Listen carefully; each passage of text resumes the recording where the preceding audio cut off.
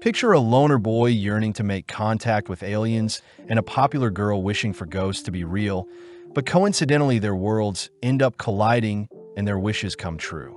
Having immersed themselves into the world of paranormal and supernatural phenomenons, our lovebirds must work together to survive in this funky new world. Opening on Momo Ace arguing with her boyfriend.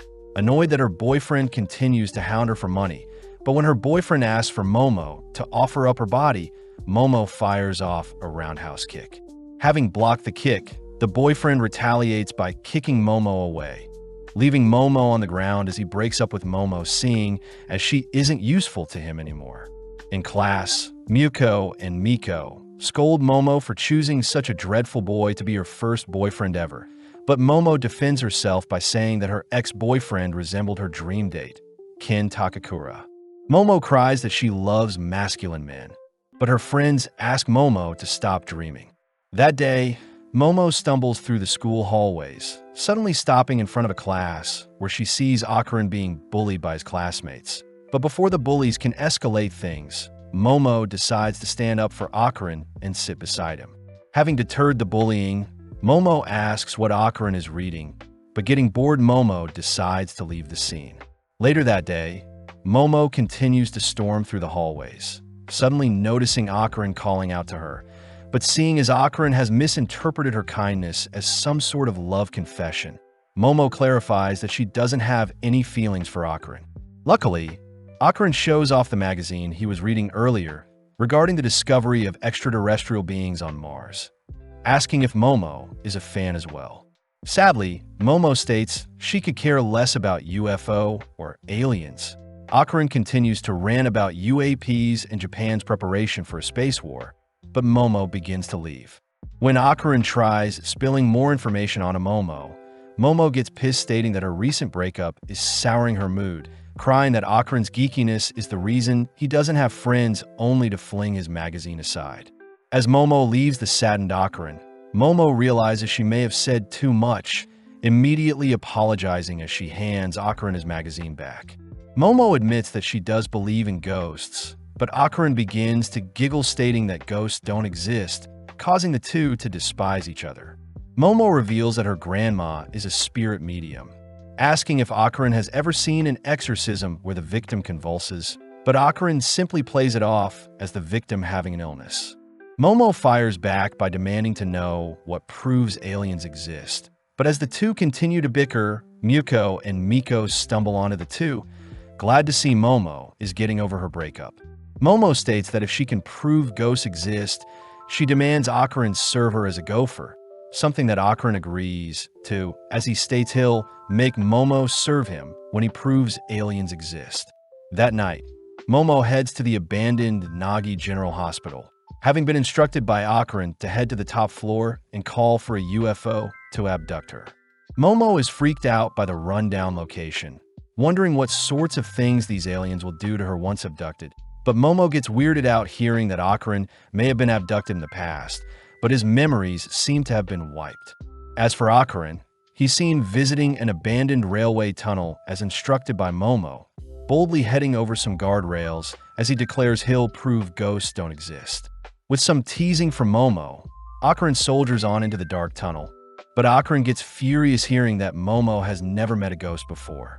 Momo reminds Akaran that her grandma is a spirit medium and that her grandparents mean a lot to her, seeing as her parents are never around, something that makes Akaran feel sorry for Momo.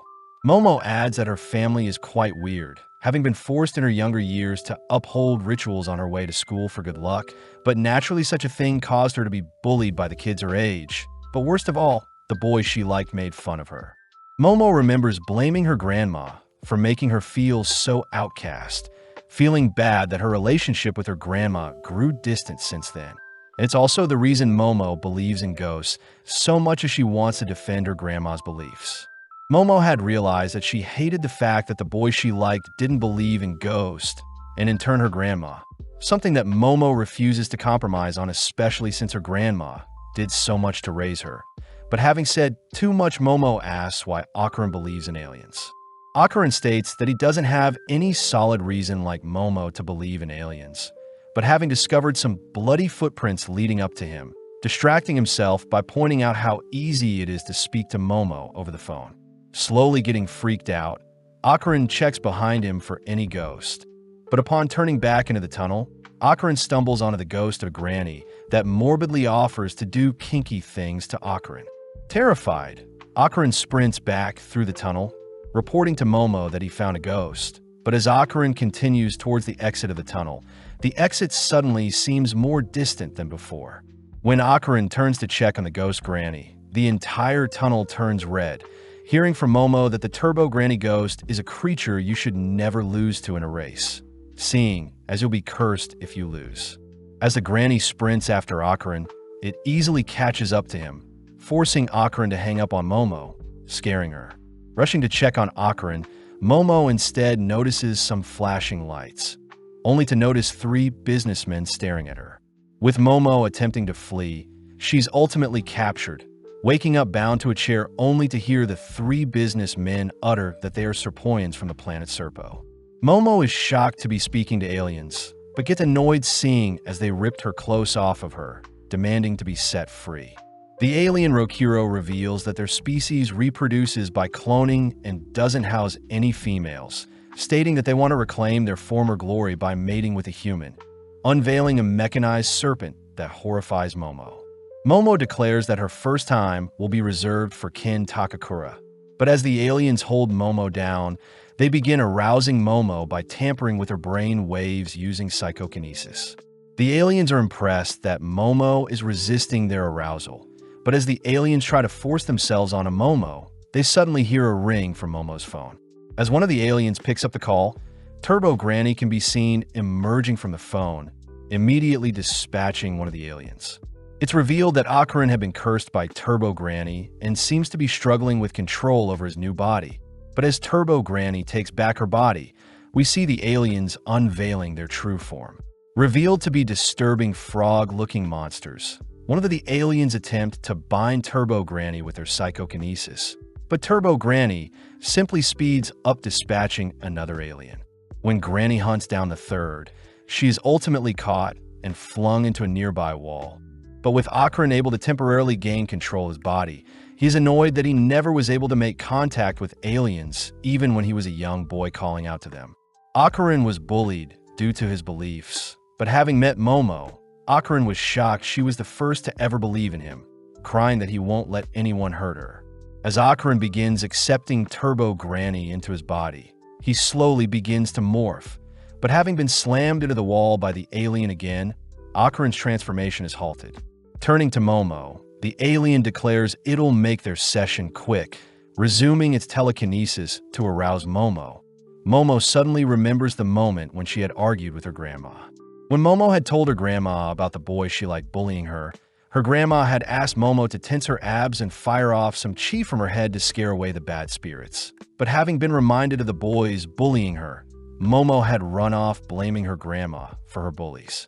In the present, Momo is in a daze, heeding her grandma's advice, choosing to flex her abs only to surprisingly break free from her chains. Akarin cries that Momo is using psychic powers that even disrupt the alien psychokinesis, but seeing her newborn powers, Momo declares that her grandma was right all along. Sending out a flying kick, Momo is reminded of her ex-boyfriend, officially dispatching the third alien as it's sent flying into its UFO. As the area around her begins to fall apart, Momo searches for Akarin, only to notice Turbo Granny has taken over his body. When Granny tries pouncing on Momo, Momo lets loose her powers to knock Granny out of Akarin, but seeing as Granny is still cursing Akarin, Momo watches Granny vanish, taunting Momo to seek it out in the tunnel if she wants Akarin's curse lifted. At the same time, we see the UFO flying towards the abandoned hospital, ramming through it only to crash land onto the road nearby. With the duo barely surviving the crash, they both acknowledge that aliens and ghosts are real, but Momo is annoyed that she has to continually suppress Akarin's curse with her psychic powers. Seeing as he needs to defeat Turbo Granny, Akarin gives Momo his clothes, apologizing for getting Momo involved as he states he'll deal with Turbo Granny himself. Momo reminds Akarin that he needs her powers to fight Granny, But as Akarin accepts Momo's proposal, he asks Momo to please cover herself up. Getting flustered, all of a sudden, Momo takes the chance to ask for Akarin's full name, coincidentally hearing that Akarin's full name is Kin Takakura as well. With Momo refusing to believe Akarin has such a cool name, we see Akarin's curse slowly taking over again, forcing Momo to suppress it with her psychic powers. Momo states that Akarin will be his nickname moving forward, but as the duo walk back home, the sun begins to rise, meaning they'll have to wait till night to face Turbo Granny, since ghosts only come out at night. Seeing as Akarin needs some clothes, Momo takes him to his granny's place. But Momo warns Akarin that her grandma despises boys, especially her ex. As the two enter the property, Akarin passes by a torii gate that suddenly ignites his body. But seeing no other choice, Momo tosses Akarin into a nearby river with her powers. Seeing as the gate had a protective totem on it, Momo apologizes, removing the barrier only for Akarin to safely enter the property. As the duo enter Momo's home, they head upstairs where Momo begins to change, but seeing as they broke line of sight, Momo orders Akarin to face a wall while she changes, that way she can still suppress Akarin's curse. Having changed into a fresh fit, Momo tosses Akarin one of her jackets, but Momo wonders how Turbo Granny cursed Akarin. Realizing something, Akarin checks his pants, realizing that his reproductive organ is missing, something Momo is curious to verify. Denying Momo access, Akarin gets changed, admitting that he only started talking to Momo since he had never had a friend before, and it seemed that Momo would be his best bet at first. Akarin admits that Momo lives a far different life than his, apologizing for getting Momo involved with such dangerous things. But Momo gets annoyed at Akarin for assuming how she feels. Momo states that Akarin has no friends because he pushes everyone away, something Akarin does not deny. But luckily Momo is happy to continue being Akarin's friend even after his curse is resolved, something that makes Akarin tear up. Embarrassed, Akarin calls Momo ugly, something that pisses Momo off. But before the two can brawl, they both hear a doorbell. Akarin wonders if Momo's grandma is home, but Momo reveals that she's never heard such a doorbell noise before, realizing that a spirit must have entered their property, and it's because they removed the talisman protecting them. Seeing as they need to reinstate the barrier, the duo sneak out the back door, both peeping to see who is at the front door, but no one is there. Akarin takes note of the cloudy sky, only for the surrounding land to be encased in stone, stopping any escape. The duo realizes that they can't reattach the talisman, seeing as the torii gate had been encased in stone as well. But upon inspecting the talisman a little more, Momo suddenly notices blood dripping from her nose. Right on cue, Akarin cries out in pain, having a nose bleed as well. But as Momo scans the perimeter, she notices a black fog has covered the surroundings. In the sky, a spirit declares that it has found our duo, uttering that a promise has been broken, clapping its hands only to send out a burst of wind. Seeing the spirit firing off a punch, our duo leap to evade, watching as the spirit smashes the talisman into the nearby wall. Terrified, the duo run for dear life, both flung beside the nearby house, only to continue fleeing from the spirit's attacks. Hiding behind the house, Akarin recognizes the spirit as the Flatwoods Monster, an alien that is commonly 3 meters tall and have been seen in the prefectures of Yamanashi, Japan. Momo wonders if there is a link between spirits and aliens, but seeing the monster spitting out the black fog, Momo states that she can't use her full powers while suppressing Akarin's curse. With Akarin's curse spiking again, the duo flee from their hiding spot, seeing as the monster smashed the area they were in while searching for them.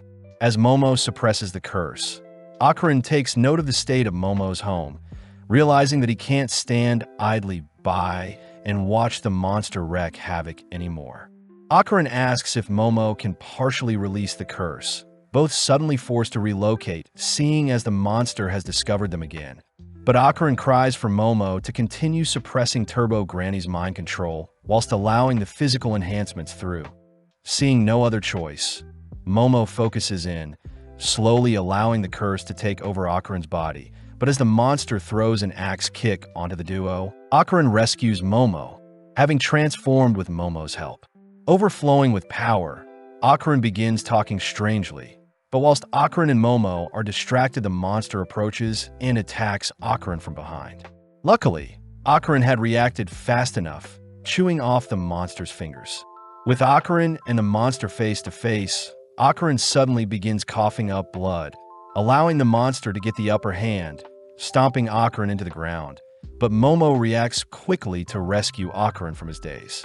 Having reverted back to his human self, Akarin says his body can't handle the curse. But as the two observe the monster, they suddenly realize that the monster is performing sumo wrestling moves, wondering if they can defeat it by having its hands touch the ground. Intrigued by the idea, Akarin transforms once again, hearing that Momo will assist Akarin. But as the duo rush towards the monster, they spot the creature firing a ripple attack. As both barely dodge, Akarin manages to rip apart the monster's ankle, allowing Momo to drag the monster onto the ground, confirming its palm disappeared once it touched the ground. Sadly, the creature rolls to prevent its other hand from touching the ground, grabbing a hold of Momo only to toss her into the nearby wall with the torii gate. Following up by pummeling Momo, all whilst Akarin's curse begins to take over, but luckily, Momo is still awake to keep Akarin in check. Momo voices how annoying it is that the monster cheated, but this only pisses the monster off, prompting it to wail onto Momo. Having endured enough, Momo reveals she had used the monster's punches to carve out the torii gate, swiftly activating her psychic skills to drag Akarin toward her, only for her to reattach the talisman, setting the monster ablaze. Seeing as Akarin is outside the gate with her, they both gasp, seeing as everything is back to normal. But Momo does compliment Akarin's new permed hair. Tired, Momo suddenly collapses from exhaustion, leaving Akarin to begin transforming, seeing as the granny curse is taking over. Elsewhere, we see Santa Doria as a psychic giving a reading to a young male idol Shoma on a television show. But having gotten everything wrong about them, the producers wonder if Doria's is even psychic. Entering a taxi, Doria's is grilled by her taxi driver for being a fake psychic, but suddenly Doria's exits the taxi, ordering the driver to scram. Back with Akarin, we see his cursed body prepare to devour the unconscious Momo, but a sudden brick is broken over Akarin's face, blowing him back. Arriving on the scene, Doria's is revealed to be Momo's grandma, Seiko Ice. Seiko orders Akarin to attack her, but blinking and appearing behind Seiko, Akarin is suddenly set ablaze. Seiko admits that Akarin is quite fast, but having set up a trap prior, Seiko traps Akarin in a circle etched into the ground. Seiko reveals that she can convert the inside or outsides of her drawn circles into barriers, depending where she places a nail. But approaching Akarin, Seiko hears Akarin cursing at her. Seiko takes out her bat, clobbering and taunting Akarin. Seiko converts her bat into a pencil, drawing an even tighter circle around Akarin, but Turbo Granny's voice states that Akarin's body will perish if she dies. Sadly, Seiko could care less, seeing as her number one priority is to protect Momo, placing a nail in the circle only to set Akarin on fire. Later that day, Momo wakes up in bed, rushing downstairs only to greet Seiko. Seiko says she knows Momo has been messing around with spirits, but when Momo asks where her cursed friend is, Seiko declares that she has eradicated it. Momo cries for Seiko to stop joking around, but Seiko reminds Momo that ghosts aren't real, and plus Seiko is a fake ghost medium like Momo had accused her of being. Momo is annoyed that her grandma still holds a grudge against her, but seeing no other way, Momo apologizes to her grandma with a deep bow, begging to know where Akarin is.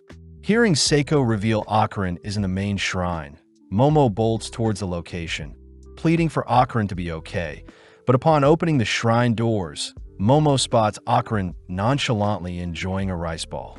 Slamming the door, Momo is embarrassed. She was worried for Akarin, but suddenly Seiko appears, teasing Momo for being into geeks.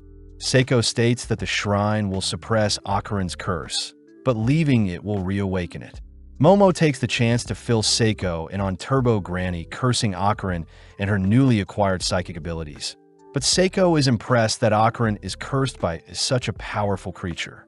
Apparently, Turbo Granny used to be called 100 Kilo Granny, a yokai that haunts a tunnel, and a monster even Seiko herself avoided due to its immense spiritual power. Seiko states that spirits are the strongest when they fight in their bound locations, and seeing as Turbo Granny had fused with the tunnel, there is no chance of defeating them. Seiko advises Momo to forget about Akarin and continue living a normal life. But Momo refuses to do such a thing, quoting Ken Takakura and stating such a man would never leave someone in need of help alone. Amused, Seiko teases Momo for loving Akarin, but seeing as she can't leave her granddaughter to face the spirit alone, Seiko advises Momo to draw the spirit out of the city. Since Turbo Granny is quite prideful when it comes to winning races, Seiko instructs Momo to draw Turbo Granny out of Kamigo City to weaken it, and this way Turbo Granny can be taken out. Momo wonders why Seiko can't just plaster some talismans around Turbo Granny's tunnel. But sadly, Seiko says her talismans borrow powers from the gods in their current city, and each city have different gods ruling over them. Meaning once the granny is out of the city, the talismans will be no help. Seeing as drawing the granny out from their bound city is the only way, Seiko states that Akarin must begin training to outrun the Turbo Granny. But he'll need to carry Momo whilst training to keep his curse in check. Sadly, Akarin currently in his transform mode is quite weak, so Seiko orders Akarin to do push-ups, sit-ups, back extensions, and squats for 100 reps each, and Momo needs to improve her psychic skills. As Seiko heads to bed, Akarin mentions how young Momo's granny is, but Akarin also takes the chance to apologize for being so weak when facing the Flatwood monster, promising to repay the favor one day. Momo says Akarin is overthinking things, promising to always be there for him, something that flusters Akarin. Later that night, the news reported that all of Seiko's readings on Shoma were actually correct, but Seiko could care less. The next day, Akarin realizes he can't go to the bathroom without Momo watching him to suppress his curse. But Seiko asks Momo to explain how she is suppressing Akarin's curse in the first place. Momo reveals that she is able to sense and capture Akarin's aura with her hands, ultimately shrinking and subduing the curse. This is also true for objects she wants to pick up and move around, but Seiko asks Momo to try envisioning and feeling out the aura with her eyes closed, something that Momo manages to do, even surprised that Akarin's aura is quite cold. Sadly, it doesn't work very well as Momo has to relock onto Akarin, but having had enough, Akarin makes a dash for the bathroom. Momo stops Akarin from entering the front door, chasing Akarin down as she doesn't want a boy using her bathroom. But as the three rush towards a different bathroom, Akarin ends up relieving himself, all whilst Momo watches. Seiko utters that she suspects Momo's powers have most likely been sealed off, asking Momo to train alongside Akarin to further awaken them. But suddenly Turbo Granny's voice fills the surrounding area, as Seiko seems to be frozen in place with a nosebleed. Turbo Granny reveals that it can curse anyone that comes into contact with Akarin, demanding that Momo come see it in the tunnel tonight, or else it'll ensure everyone around Akarin is cursed. Retreating into the shadows, Seiko is seen all right with a bloody nose and ear, but seeing one of her talismans all bloodied, Seiko asks Momo what just happened. That night, Seiko suits our duo in the finest gear to ward off spirits. But as Momo turns to leave, Seiko quickly gives Momo a hug, reminding Momo to live no matter what. As the duo ride off, Seiko prays for them, but funnily enough, our duo have to board a train to conserve energy, drawing the attention of other passengers. With our duo appearing before the cursed tunnel, they both argue who should enter the tunnel first. But stealing their resolve, they both enter the tunnel, declaring they'll draw Turbo Granny out of the city to weaken and defeat it.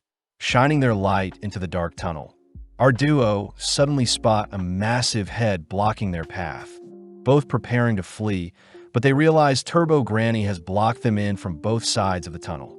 As the tunnel turns red, Momo quickly retrieves some bats they've brought, flinging them towards the eyes of one of the faces using her powers, but it doesn't faze the monster. Akarin cries for Momo to release his curse, allowing him to swell with power. But as Akarin marches towards one of the heads, he suddenly transforms back to a human. Turbo Granny reveals that she has removed Akarin's curse herself. That way they can't harm Turbo Granny with her own curse. Turbo Granny roars at our duo, preparing to devour them whole. But as Momo remembers her grandma's advice, Momo begins to taunt Turbo Granny, mocking how slow it is in a race. Momo demands to race Turbo Granny, something that surprisingly convinces Turbo Granny to morph back into her singular body, immediately accepting the challenge. Turbo Granny states she can devour our duo anytime, agreeing to count to 10 to allow our duo a head start. But when Turbo Granny tags our duo, their game of tag will be over. Momo says she hates people that break rules, allowing our duo to make their way to the tunnel's exit, but strangely Turbo Granny is counting weirdly, suddenly declaring that 10 minutes is up. In an instant, Momo is dragged into the tunnel and tied up by some hands, prompting Turbo Granny to restart the 10-minute count as it's time for Akarin to flee. Akarin is pissed at Turbo Granny's underhand tactics, demanding that Turbo Granny fight fair. But within a few seconds, Turbo Granny reaches the 10-minute count, reaching out to tag Akarin. Remembering that he had promised to protect Momo, Akarin rushes at Turbo Granny, clamping down on the monster's flesh as he demands the creature free Momo. Turbo Granny is pissed, attempting to rip Akarin off it, but sadly Akarin's sacred clothing is preventing Turbo Granny from harming Akarin. In pain, Turbo Granny chooses to possess Akarin, using his own hands to shred his clothes. But as Turbo Granny heads over to devour Momo, it suddenly senses a presence crushing it. Revealed to have been Momo, who has finally detected Turbo Granny's curse in Akarin, Momo begins to subdue the cursed flame, watching as Turbo Granny rushes to attack Momo. But luckily Momo completely seals Turbo Granny within Akarin.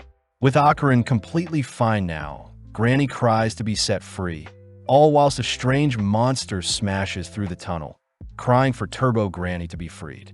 As the location-bound spirit chases after our duo, Akarin wonders why the spirit is a crab, but Momo says the dead turn into crabs in order to cross a river into the afterlife. As Turbo Granny cries out to the crab, we see Momo ordering Akarin to transform, both barely dodging an attack from the crab. With Momo riding Akarin, Akarin states his body won't be able to hold on for much longer, choosing to leap off the nearby railing, all plummeting down into the town below them. Having used one of his 2 full-throttle moves to soften their fall, the gang notice the area around them turning red, all watching as the crab leaps onto their location. Spotting various faces on the crab's back, Akarin begins to run, realizing that the people around them can't see the crab. But worst of all, Akarin doesn't seem to have the strength to make it out of Shono City before he collapses. Getting an idea, Momo instructs Akarin to head into a nearby Japanese bar, choosing to weave up some stairs to distract the crab, only to position below some pipes. When the crab appears before our duo, Momo tears open some pipes to flood the monster with hot water, something that ends up boiling it. Seeing the boiled crab all stiff, our duo continue to flee the city, reaching the edge of Shono City. But out of nowhere, a horde of undeads rush them. Turbo Granny utters that a cemetery is near the edge of Shono City, and Granny is now using the undeads to hunt down our duo as well. When Momo tries to run alongside Akarin, she suddenly trips, giving the undeads along with the newly healed crab a chance to surround them. Something that makes Momo ask Akarin to use his final full throttle. Seeing no other way, Akarin transforms, suddenly bursting through the horde of undeads attacking them, assisted by Momo, who helps move away some of the undeads with her power. Having used some power lines as an anchor point, our duo managed to run alongside a building to evade the swarm of undeads, suddenly cut off by the massive crab. Luckily, Momo tosses a car at the crab, buying Akarin enough time to scale the monster and use it as a launch pad to reach a nearby crane. Swinging around the crane with Momo's powers, our duo launch themselves towards a nearby moving train. But before they can reach the train, Akarin suddenly reverts back to a human. Desperate, Momo expands her psychic palms to slow down their fall, crying for Akarin to transform once more, giving Akarin the courage to surpass his limits and transform in time to soften their fall. With our duo both fatigued and exhausted, Momo hurries Akron to move, seeing as they're almost out of the city, but realizing that Turbo Granny is no longer sealed inside of Akron. Turbo Granny appears, kicking our duo to the ground. Seeing as Turbo Granny has completely bested them, Momo states she hates people who cheat, something that pisses off Turbo Granny as she merges with her crab body, offering Momo another chance to flee.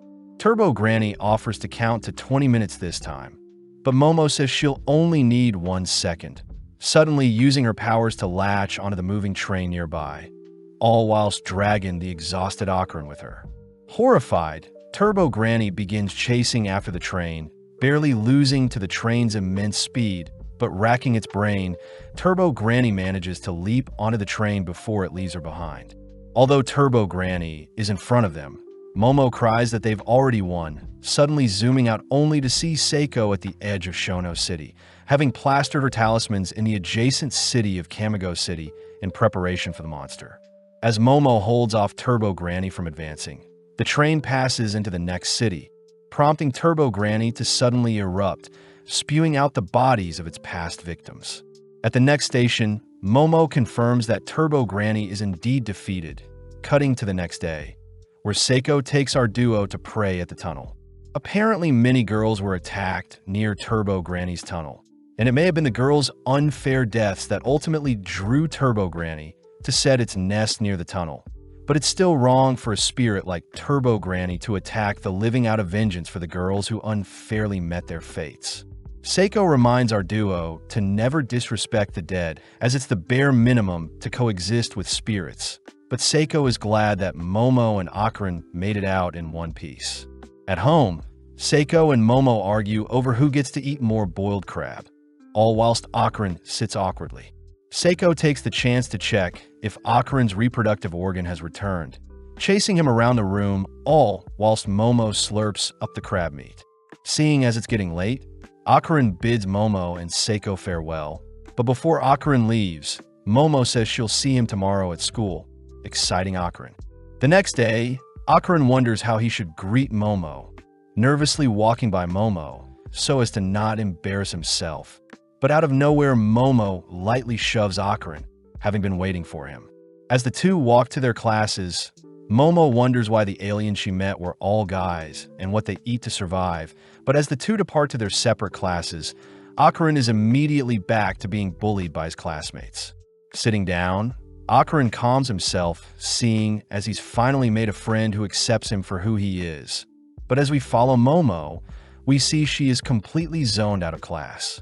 Miko and Muko fears Momo is still thinking about her ex-boyfriend, but is surprised to see Momo acting strangely. In class, both Akron and Momo yearn to speak to each other, both waiting out their classes only to accidentally pass each other, squeezing through a horde of people. With both Akron and Momo visiting each other's classes, funnily enough, they both barely miss each other, both wondering if the others dislike them.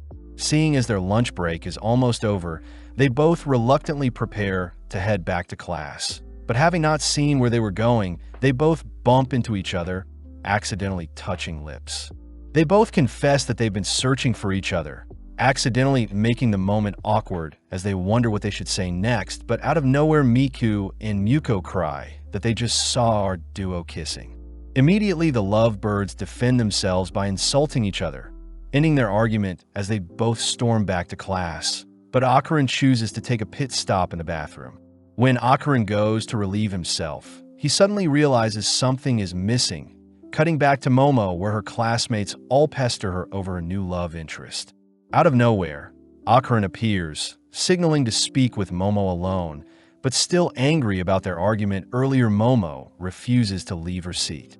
As Akron continues to beg, he admits he was wrong to insult Momo earlier, but Momo is still too stubborn to budge. Momo's friends are amazed at Akron's persistence, but seeing Momo's cold demeanor, Akron wonders if Momo truly cares about him, seeing as she refuses to speak to him when she is around her friends.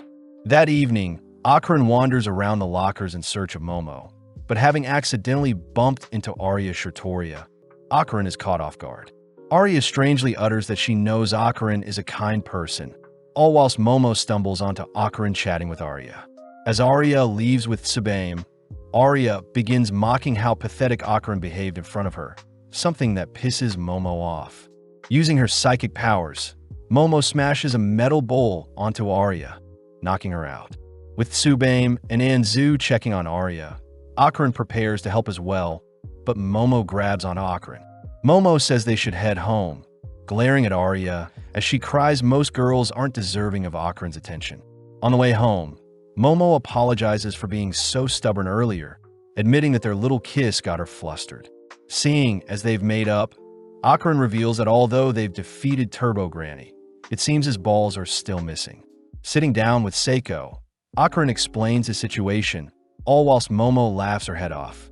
Needing to solve the issue, Seiko states they'll be peeping into Akarin's soul, taking out a mirror only to have Akarin plunge his feet into a water bath.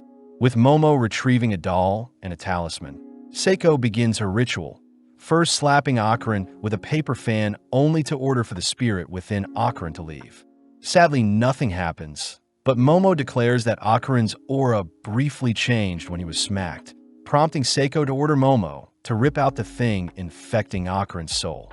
As Seiko smacks Akarin once more, Momo pulls as hard as she can, all turning to face the doll, only to notice the talisman beside it turn red. In an instant, the doll flees the scene, forcing our trio to chase after it, but needing a faster way to track it down, Momo closes her eyes only to reach out to the doll's soul. Seeing as the doll was hiding in a closet, Momo smirks at the adorable doll cursing at them. But when Seiko inspects the doll, she states that Turbo Granny is inside the doll. Apparently before Turbo Granny was incinerated by Seiko's talismans, it had converted into its astral form and hid inside of Akarin's soul in hopes of retrieving its full strength one day. Sadly, Momo states that they have no intentions of allowing Turbo Granny to return to its full strength, but Turbo Granny throws a fit, stating that she'll snap everyone's bones. Akarin threatens to eradicate Turbo Granny if it doesn't return his balls, but Turbo Granny states that if she perishes, Akarin will never get back what he wants. Turbo Granny tries, ordering Akarin to slay Seiko and Momo, but out of nowhere Akarin transforms, confusing Momo, seeing as Akarin shouldn't be cursed anymore. Seiko reveals that when Turbo Granny's soul was ejected from Akarin, her spiritual powers remained within Akarin, and only Seiko herself can place Turbo Granny back into Akarin, something that makes Turbo Granny sweat. As Seiko slaps up Turbo Granny, Akarin reverts back to his human form, uttering that he was able to transform when he felt angry. Seeing as Turbo Granny is basically useless, Momo begs Turbo Granny to give back Akarin's private parts, knowing that Turbo Granny is actually a kind spirit, having felt sympathy for the girls that passed away, unfortunately, near her tunnel. Giving in, Turbo Granny declares that she no longer has Akarin's balls, having dropped them somewhere. Turbo Granny utters that Akarin's belonging should be covered in gold and are 5 centimeters in diameter. But Momo cries that finding such a small item would be impossible. Unfortunate since the balls are dense in spiritual energy and may attract other spirits and yokais. Turbo Granny says the spirits may use the ball to revive themselves, pissing off Momo as it's all Turbo Granny's fault for losing the balls, prompting the gang to return home. Seiko says she'll ask around for any lost balls, reminding Akarin to keep his new powers in check, only to cut to the next day, where Akarin's classmates ask Akarin if he is dating Momo. When Akarin says he isn't, the boys ask if Akarin can introduce them to Momo, seeing as she is their type. Realizing that the boys are spreading rumors about Momo, Akarin gets furious, suddenly transforming only to grab one of the boys by the collar. As the boys crumble in comparison to Akarin's strength, they beg to be let go, snapping Akarin out of his daze. Rushing to his table, Akarin tries calming down with some reading, only to realize Turbo Granny had snuck into his bag. Instantly running towards a secluded place, Akarin demands to know why Turbo Granny is at school with him. But Turbo Granny tries beckoning Akarin to allow her into his body, and in exchange, she will help him control his powers. Akarin says he won't be falling for any of Turbo Granny's scheme, suddenly stuffing the doll back into his bag as he hears a voice call out to him. But luckily, it's it's only Momo. Akarin tries telling Momo about Turbo Granny sneaking in his bag, but Akarin suddenly realizes how cute Momo is, beginning to run away, all whilst Momo chases after him. Alone, Turbo Granny is left to explore the school, all whilst Momo complains to her girlies about Akarin avoiding her. Miko reveals that Akarin had gotten into a fight defending Momo from possible rumors spreading about her, something that makes Momo blush. But at the same time, we see Arya passing through the school halls. Arya declares that her elegant self can brighten anyone's day. But Arya is still pissed about the day Momo had embarrassed her by dropping the bowl on her head. Plus, it's revealed that Arya herself is the source of all the nasty rumors around Momo. Strangely enough, Arya had seen a wing-like object appear from Momo, believing Momo to be a demon of some sort. Arya says it's fate that she has been given the eyes to see such things, taking out a golden ball only to promise to eradicate the world of all demons. Flashing back, Arya was heading home at night when a golden ball landed on her head. When she had picked it up, she saw a bright light flashing on a passing train. Frightened, she dropped it, and everything went back to normal, but when she picked it up again, she could see specks of bright lights, having been remnants of clash. At school, Arya thanks Tsubaim and Anzu for bringing her a Bible and a cross. But as her friends get tired of Arya's weird antics, Arya suddenly rushes to open a nearby window, demanding to know who the woman in the red dress is. Sadly, Arya's friend can't see anything, watching as Arya begins acting weird again, only to begin flirting with boys who notice her acting strange as well. With Turbo Granny watching everything transpire, we cut to the rooftop where Momo and Akarin have lunch, but Momo asks why Akarin is avoiding her gaze. Momo also demands to know why Turbo Granny is with them, preparing to have a brawl with the doll. But as Akarin holds back Turbo Granny, he utters that Turbo Granny had noticed a strange lady at their school. Turbo Granny says she was looking for the golden ball around the school, seeing as a human could have picked them up, and since humans may be attracted to shiny gold things, the person that picked it up will probably awaken their spiritual powers upon coming into contact with the dense magical ball.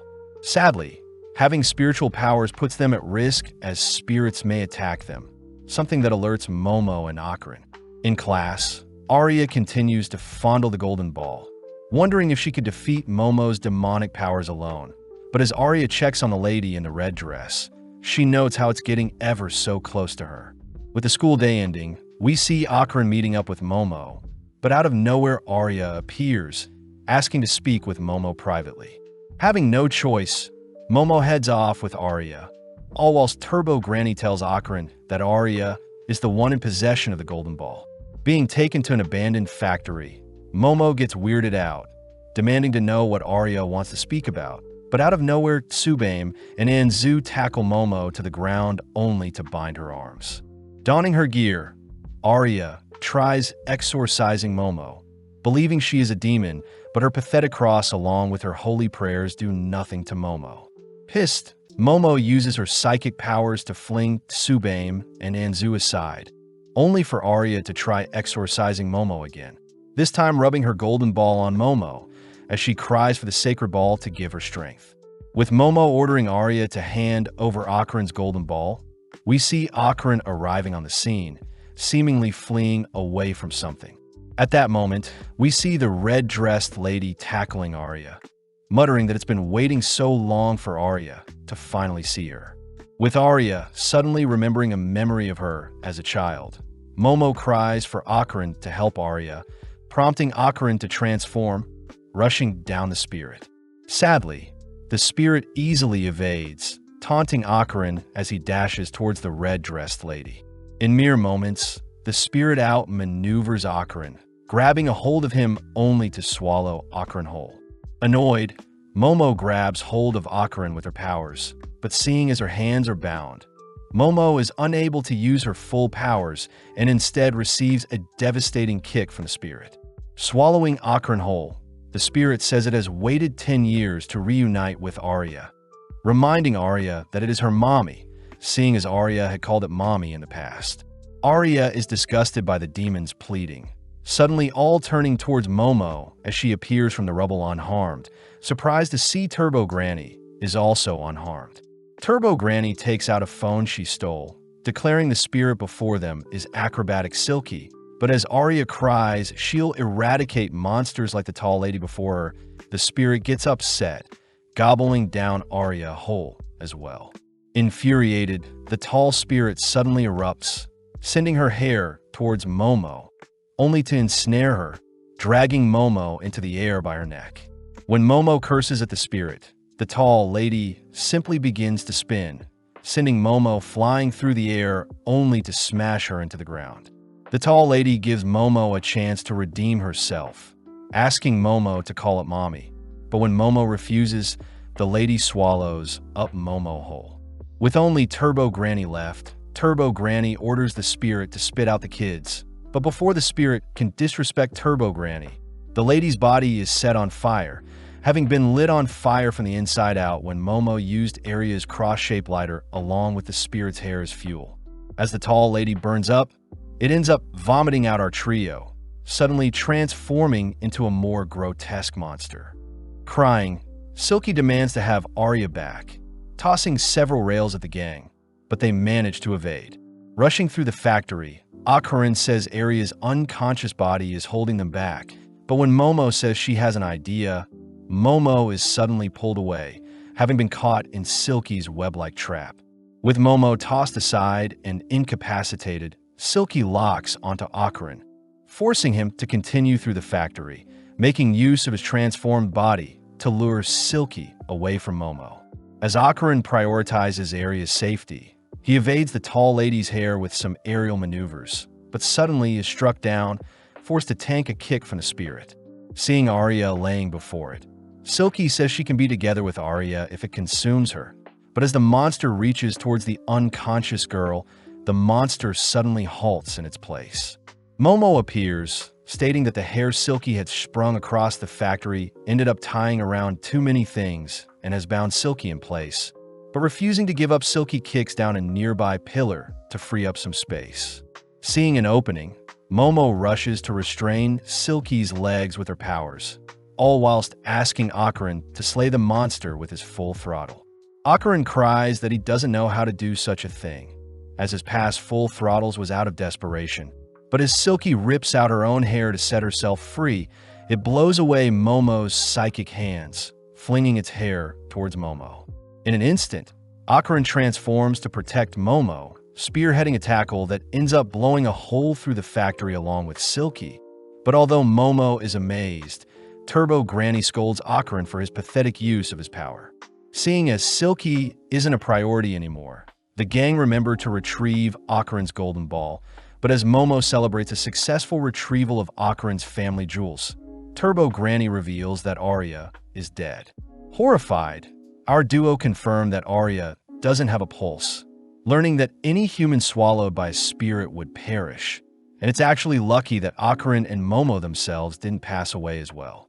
Desperate, Momo tries resuscitating Arya's heart with her powers, all whilst Akarin gives Arya mouth-to-mouth. But when Turbo Granny tries calling the ambulance, they all notice Silky crying out to Arya. When Akarin prepares to attack the spirit once more, Silky offers to revive Arya by giving its life to her, but our duo refuse to believe the spirit. Silky states that she has good intentions, something Turbo Granny validates, finally convincing our duo to trust Silky. Although Momo is still skeptical, she hears Silky asking for her aura to be connected to Arya's. That way Arya's dim aura can be revived. Seeing no other option, Momo focuses in managing to connect both auras, but suddenly we get a peek into the tall lady's life. Having done anything for work, Silky was revealed to have a child that meant the world to her, forcing Silky to take on odd jobs just to make a living and raise the child. With time passing by, Silky's daughter grew fond of ballet, ultimately receiving a red dress that she treasured. Sadly, Silky had borrowed money and failed to repay her dues, leading her loan sharks to punish Silky and take her daughter as collateral. Pissed, Silky had frantically tried chasing after the loan sharks, but with her wounds getting the best of her, Silky passed away soon after. Flung into another world, Silky danced mindlessly at her cruel fate, feeling lifeless, especially since her reason for living was no longer with her. One day, while Silky was roaming around as a spirit, a young Arya had called out to her, mistaking Silky as her mother, but Arya's father reminded Arya that her mother had passed away. From that day onwards, Silky had claimed Arya to be the child she must protect, but in the present Arya finally awakens, all whilst Momo breaks into tears. Ocaran prepares to attack Silky, seeing Momo hurt, but Momo cries for Ocaran to chill out, allowing Silky to finally say her final piece. As Silky begins to crumble, it apologizes for hurting Arya, all whilst Momo hears that spirits that have no aura will be sent to the void and be deleted from their world, a cruel fate for Silky, who lived a tragic life. Hearing all of this, Arya questions her life, watching mindlessly as Silky wishes to spoil her child one last time, apologizing for being a terrible mother. Out of nowhere, Arya rushes to give Silky a hug, reassuring Silky that she did the best that she could and that Arya herself will shoulder the burden and remember Silky for the rest of her life, something that allows the spirit to finally pass on with a bit of closure. As the gang head home, they indulge in some somen noodles, all whilst Ocaran is amazed at the lineup of girls in front of him. Momo starts off by apologizing for dropping the bowl on Arya's head, but Momo demands Arya apologize to Ocaran for thinking so lightly of him. Arya clarifies that she hates Momo because she is a demon, annoying Momo as she tries to clear things up, but Arya points out how youthful Seiko is, plus Ocaran transformed into a demon as well. As the girls slurp down the noodles, they continue to bicker, but before Arya takes her leave, she wonders why Ocaran protected her when she was dead. Ocaran simply says it's human to protect others in need, something that makes Arya realize Ocaran is still human after all, running off as she feels taboo for falling for a demon like Ocaran. Comedically, the gang decide to play some baseball in order to reattach Ocaran's golden ball. But the question is, where is Ocaran's second golden ball? At school the next day, Momo hears that Ocaran doesn't have access to a computer to help with their search. But before Momo can schedule plans to meet during lunch or after school, Ocaran apologizes, seeing as he'll be busy all day. During lunch, Momo decides to eat with her girlfriends, finding it suspicious that Ocaran is busy all of a sudden. But as Momo heads to buy some juice, she wonders if she should check on Ocaran just in case. Out of the corner of her eye, she spots Ocaran on top of Arya. But as we flash back to a few minutes ago, we see Ocaran is busy because he wants to train his body for any future fights. Seiko had given Ocaran instructions to train his body, motivating Ocaran to train hard in order to protect Momo, but out of nowhere Arya had asked to speak with Ocaran. Arya cries that she loves Ocaran, reaching out only to prepare to kiss him. Reacting in time, Ocaran shoves Arya away, weirded out by Arya's sudden confession along with her awkward attitude. As the two begin to wrestle, Ocaran fears he has no right to be romantically involved with a popular girl. But Arya does admit that she has little experience when it comes to dating. Surprisingly, our duo end up tripping on each other, ending up with Ocaran on top of Arya, who welcomes Ocaran's advances. It was at that moment when Momo stumbled onto them, completely misunderstanding the situation as she stormed off, believing Ocaran was spending his day with another girl. With Ocaran left alone, Momo is seen depressed in her science class, completely bored whilst learning about a mantis shrimp's powerful punch. As for Ocaran, he admits to being selfish for hiding his workout sessions, and as a result, he says he'll earn Momo's trust by getting stronger. But out of nowhere, Ocaran's classmates disappear, all whilst water floods the floors. Heading outside, Ocaran sees Arya is still with him, both freaked out by the blacked-out windows. At the same time, Momo is seen alone as well, annoyed by the rising water levels on the ground. But Momo is more worried about Ocaran and his safety. Suddenly sensing something approaching, Momo hides, only to see a strange dinosaur roaming the hallways. When Momo tries to reposition herself to get a better look at the creature, she accidentally creates a ripple in the water she's standing in, signaling to the dinosaur her position. Locking on a Momo's position, the creature releases a beam breath attack, instantly shredding the area around it only to leave once the area has been decimated. Luckily, Momo is unharmed, having ducked below the beam. But cutting back to Ocaran, he reveals that he had experienced something similar before, having been caged in by stone walls, and the only way to escape is to defeat the boss. Arya is surprised to hear that aliens exist, but out of nowhere, a strange mantis shrimp monster appears before them, suddenly rushing our duo as it cries out for Chiquitita. Evading the mantis shrimp's attack, Akaran had transformed to save Arya. But as Akaran prepares to brawl with the mantis shrimp, he is suddenly pressed into the ground by some Serpoians using their telekinesis. Arya tries, ordering the aliens to vanish, but with the wave of their hands, the Serpoians knock Arya back, revealing that it was them who created the black veil over the school to only allow those with high spiritual power through. The Serpoians reveal that they are after Akaran's powers, and they want to experiment on Akaran to harness his curse, forcing Akaran to give in as the Serpoian's psychic powers are seemingly preventing Akaran from transforming. As the aliens raise Akaran into the air, ready to experiment on him, some strange hair suddenly wrap around the aliens, followed by a torrential gust of wind revealed to be Arya transformed, having taken on Silky's ballet fighting style. Having knocked down 2 of the 3 Serpoians, Arya quickly covers her eyes, seeing as Akaran is basically naked, but Arya turns around realizing a single Serpoian and the mantis shrimp are working together. As the shrimp attacks Arya, Arya chooses to ignore the shrimp, running along the wall only to target the lone Serpoian, but Arya is caught off guard when she is blown back by the alien's telekinesis. The shrimp is annoyed to have been caught in the crossfire, but as Arya makes note of the alien's powers, she continues to dance around the shrimp's advances. As Akaran searches the classrooms for spare clothes, he gets blown back by the shrimp's attack, impressing Arya, but when the Serpoian launches another telekinetic blast, Arya simply hides behind the shrimp to evade. Arya wonders if the shrimp is in love with her, taunting the creature whilst avoiding its attacks, but retaliating, Arya fires off a roundhouse kick only to catch the creature with a direct uppercut kick, pinning the monster into the ceiling.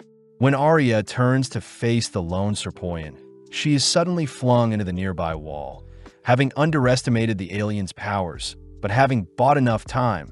The Serpoians all reveal their true forms, all whilst the mantis shrimp seems to have fully recovered.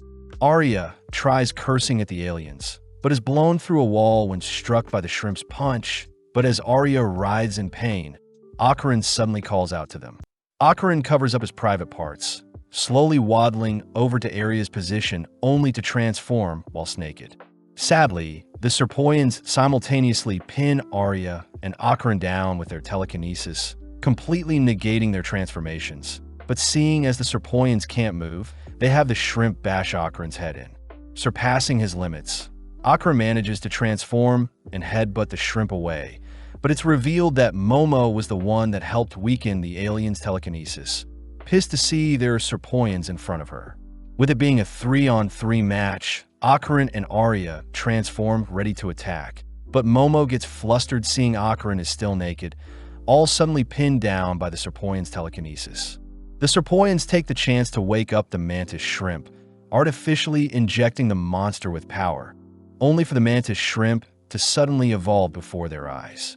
In the blink of an eye, the shrimp pummels Arya and Akaran with several punches, but before the duo can be knocked out, Momo comes to her senses, fighting off the Serpoian's telekinesis with her own psychic powers. Trying again, Akaran and Arya transform, prompting Arya to lead with an axe kick onto the shrimp, but the shrimp blocks only to send Arya into the ceiling. As the shrimp fires a devastating punch onto Arya, Akaran intercepts, rescuing Arya. Working together, Akaran helps maneuver around the shrimp's speed, all whilst Arya nails the shrimp with several kicks. But this makes Momo jealous. As Momo loses focus, the Serpoians manage to pin our trio down, but out of nowhere the water level rises absurdly, suddenly drowning everyone. Although our trio are able to breach the surface, Momo realizes that the nearby walls and ceiling are all water as well. But suddenly the building's lights turn off. Sensing a disturbing creature swimming by them, Momo cries that they should find an escape route, but Akaran states that the monster before them is called Nessie, something Arya adores about Akaran. The Serpoians attempt to scold Nessie for not slaying Momo correctly, but Nessie suddenly slays one of them with its beam breath. As Akarin and Momo flee for dear life, Arya is suddenly struck from below, sent flying into the area of water that replaces the ceiling, all whilst the attacker is revealed to be the mantis shrimp who thrives underwater. Funnily enough, the shrimp still needs to breathe air. Worst of all, Akarin realizes that Turbo Granny's powers can't swim. As Momo and Akarin continue to swim to evade the shrimp's punches, Momo says she can't rescue Arya, seeing as the shrimp is in the way. When Akarin offers to distract the shrimp for Momo to retrieve Arya, Momo gets annoyed, accusing Akarin of only caring for Arya. Seeing as Momo is still angry about earlier, Akarin reveals that everything he's done is to impress Momo, flustering her as he pushes Akarin away. At that moment, our duo are struck by one another of the shrimp's punch, forcing Akarin to tackle Momo aside as they both gaze into each other's eyes in the water. Getting an idea, Momo propels Akarin towards a shrimp only to divert their course towards the ceiling to evade the shrimp's attacks. Having entered the ceiling, Momo grabs hold of Arya, all heading into a room where Momo manages to resuscitate Arya. Momo orders Arya to strip, seeing as their clothes are holding them back. But as we follow the mantis shrimp and the serpoians, they seem to be fleeing from Nessie, who seems to be slaying everything in its path, forcing the serpoians to prepare to merge with the others. As Arya and Momo ride Akarin, they all dive in the water to face the aliens. But upon realizing that the serpoians have merged with both Nessie and the mantis shrimp, our trio hurriedly evade the monster's beam attack. Breaching the surface for some air, the gang realize that the monster is absorbing water for its next beam attack, prompting the gang to agree to try and break the monster's neck to render the attack useless.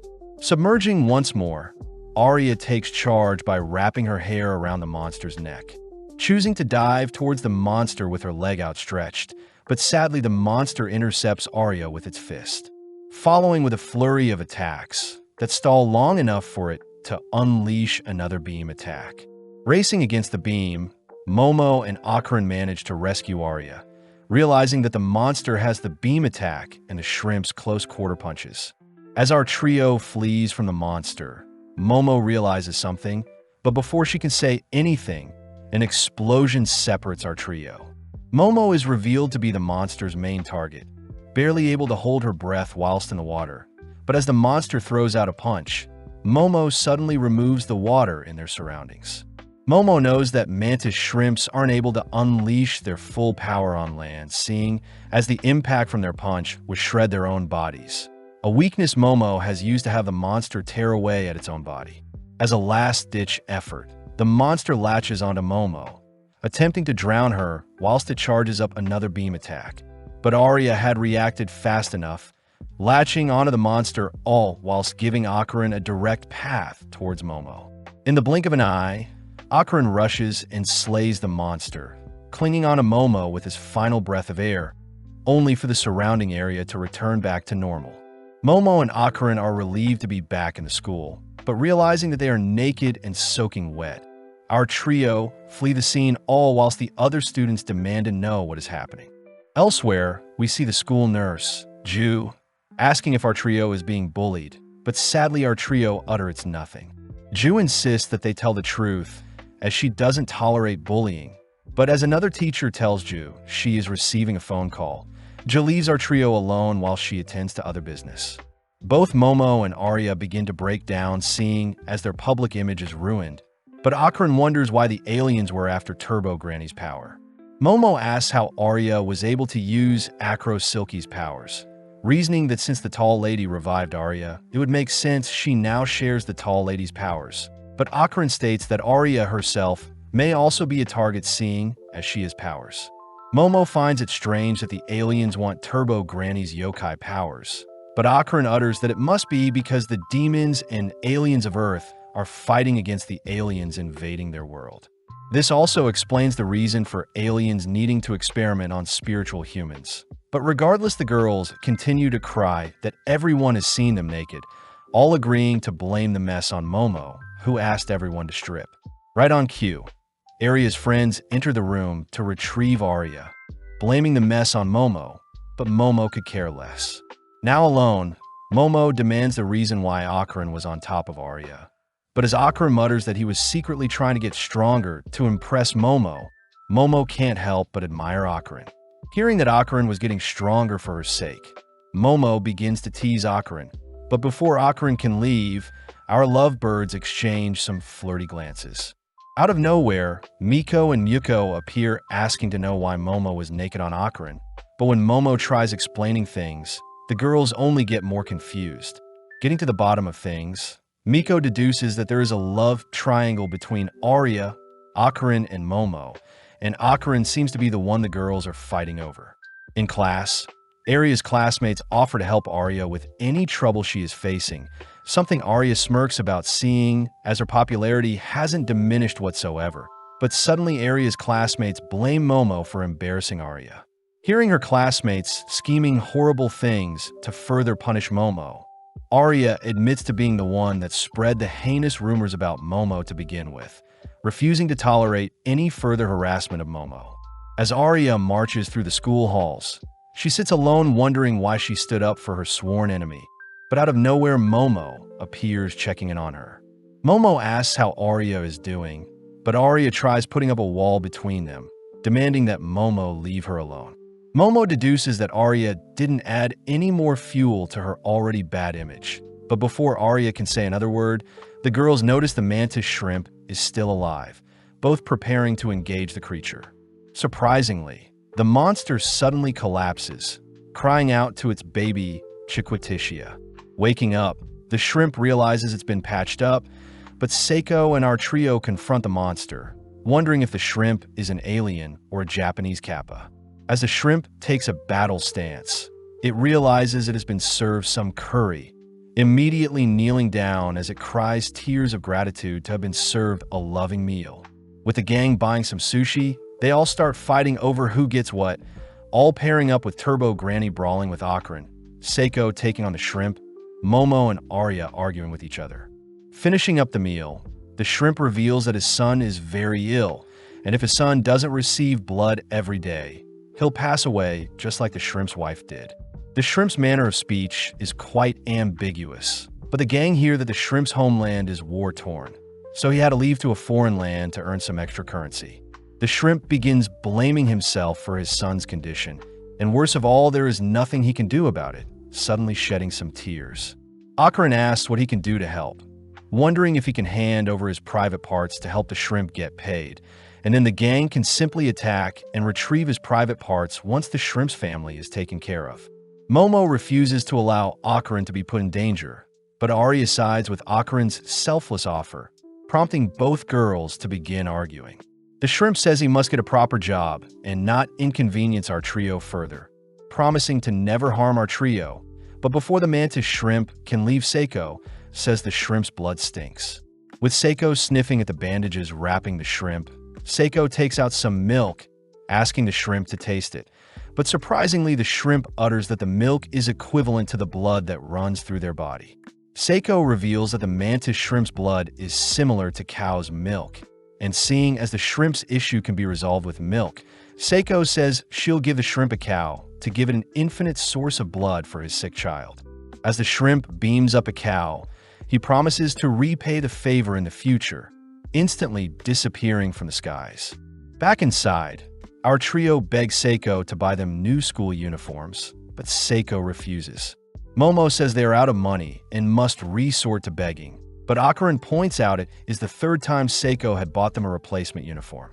Seiko orders Momo to do an impersonation of Hiroshi Abe the comedian if she wants her uniform, forced to keep up the act as she answers the doorbell. But Momo suddenly greets Jean and Juji, Momo's childhood friend and first love. Akaran is quite intimidated by Jin's handsome figure, but out of nowhere Jean bursts out laughing, weirding everyone out with his sporadic behavior. As Seiko shows Jean to his room, Seiko reveals that Jean will be living with Momo from today forth. But Momo refuses to live with a boy, all whilst Arya accuses Momo of gathering demonic allies. Seeing as it's getting late, Arya heads home, leaving Akaran to bid farewell as well. But before he leaves, he shyly wishes to see Momo tomorrow at school, something that pleases Momo. Back in the house, Jean scoffs down Seiko's cooking, all while Seiko tells Momo that Jean is living with them since Jin's parents have been hospitalized.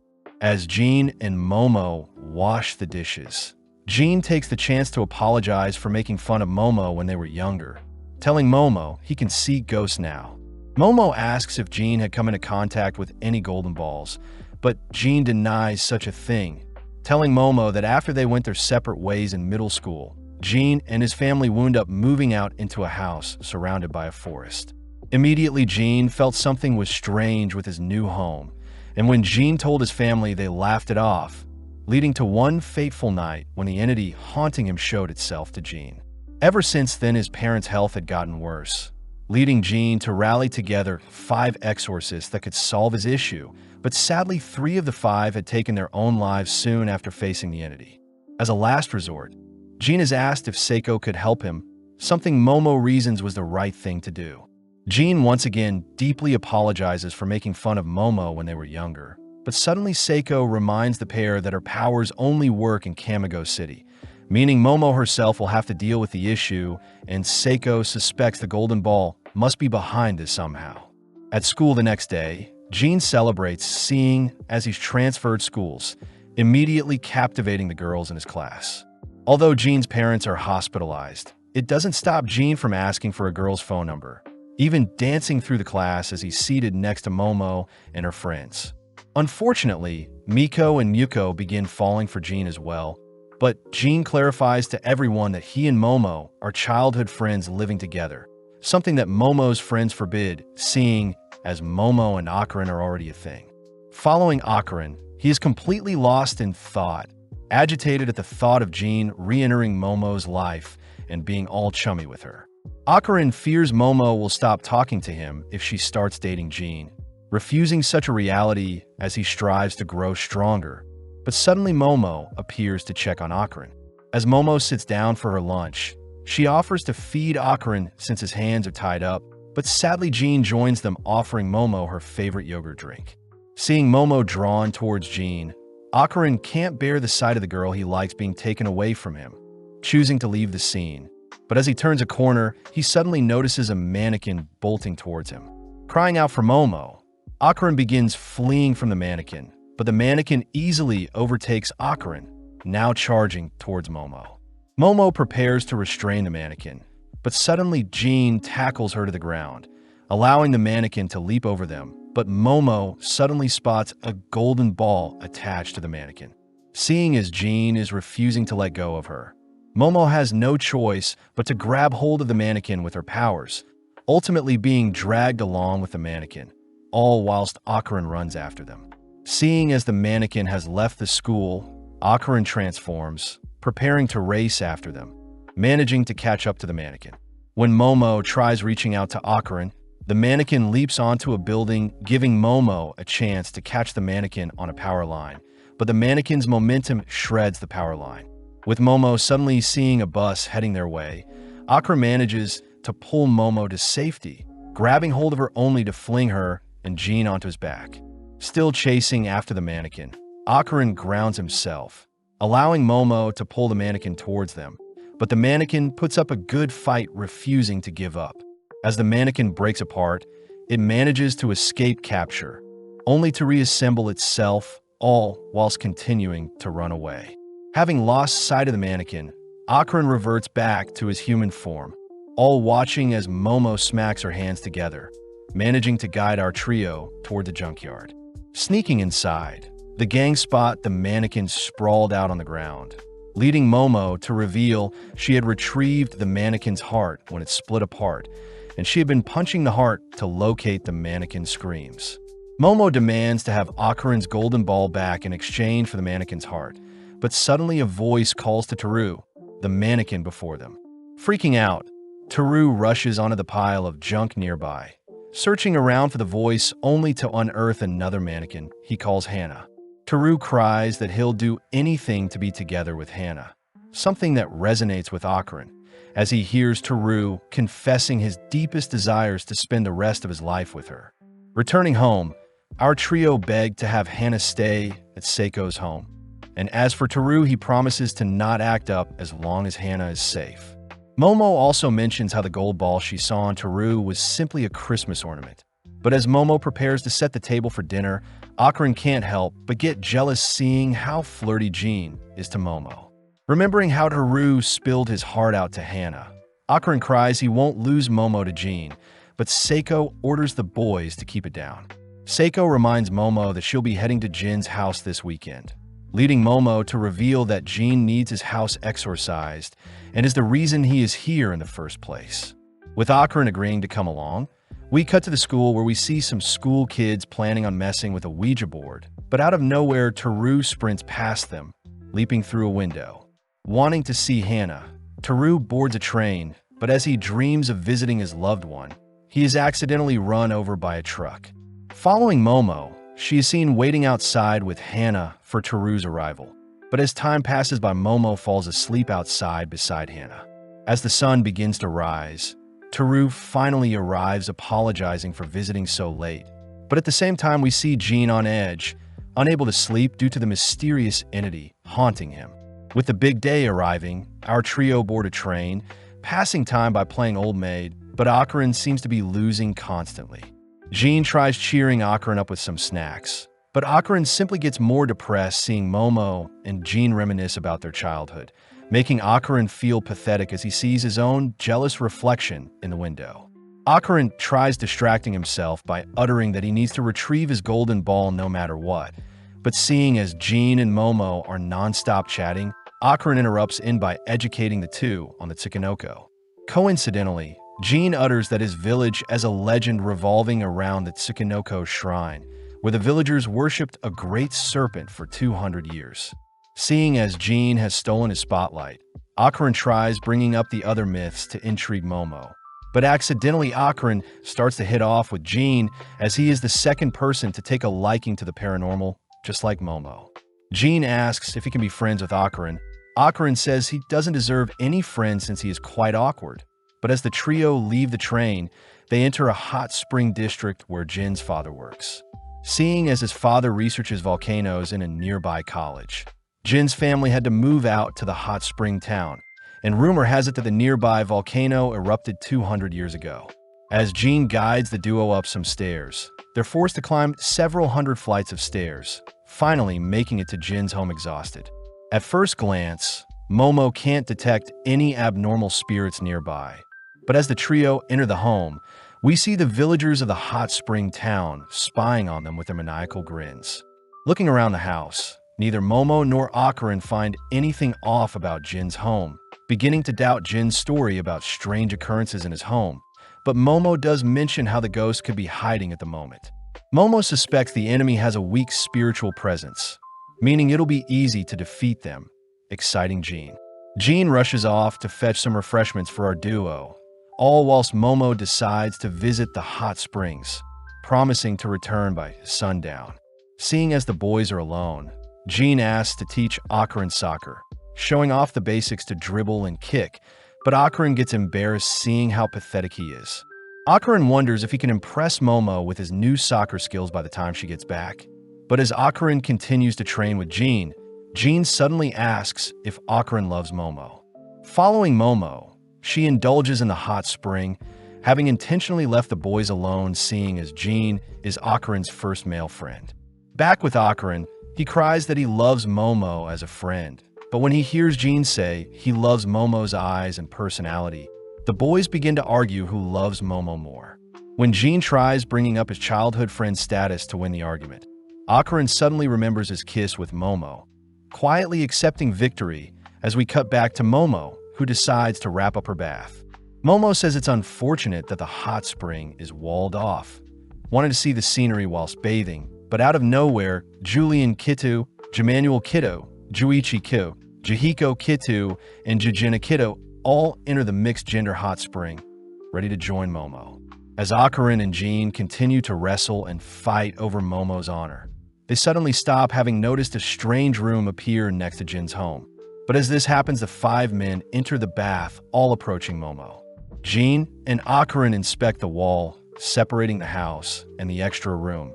But upon realizing it's hollow, Jean reasons they should have a closer look.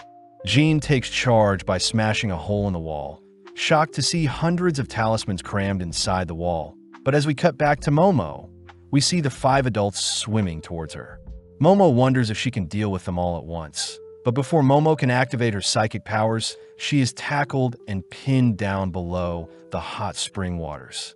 Running out of breath, Momo lets loose a burst of psychic powers, managing to smack the attacker with the snake head of the nearby water dispenser. Within a few seconds, the hot springs dispenser begins to overflow, distracting the men long enough for Momo to leave the bath, all whilst the surrounding infrastructure of the hot spring begins falling on the men. Before Momo can flee the scene, one of the men manages to catch up to her, but luckily the remaining walls of the hot spring perfectly collapse on the man, revealing a gorgeous view of the hot spring village.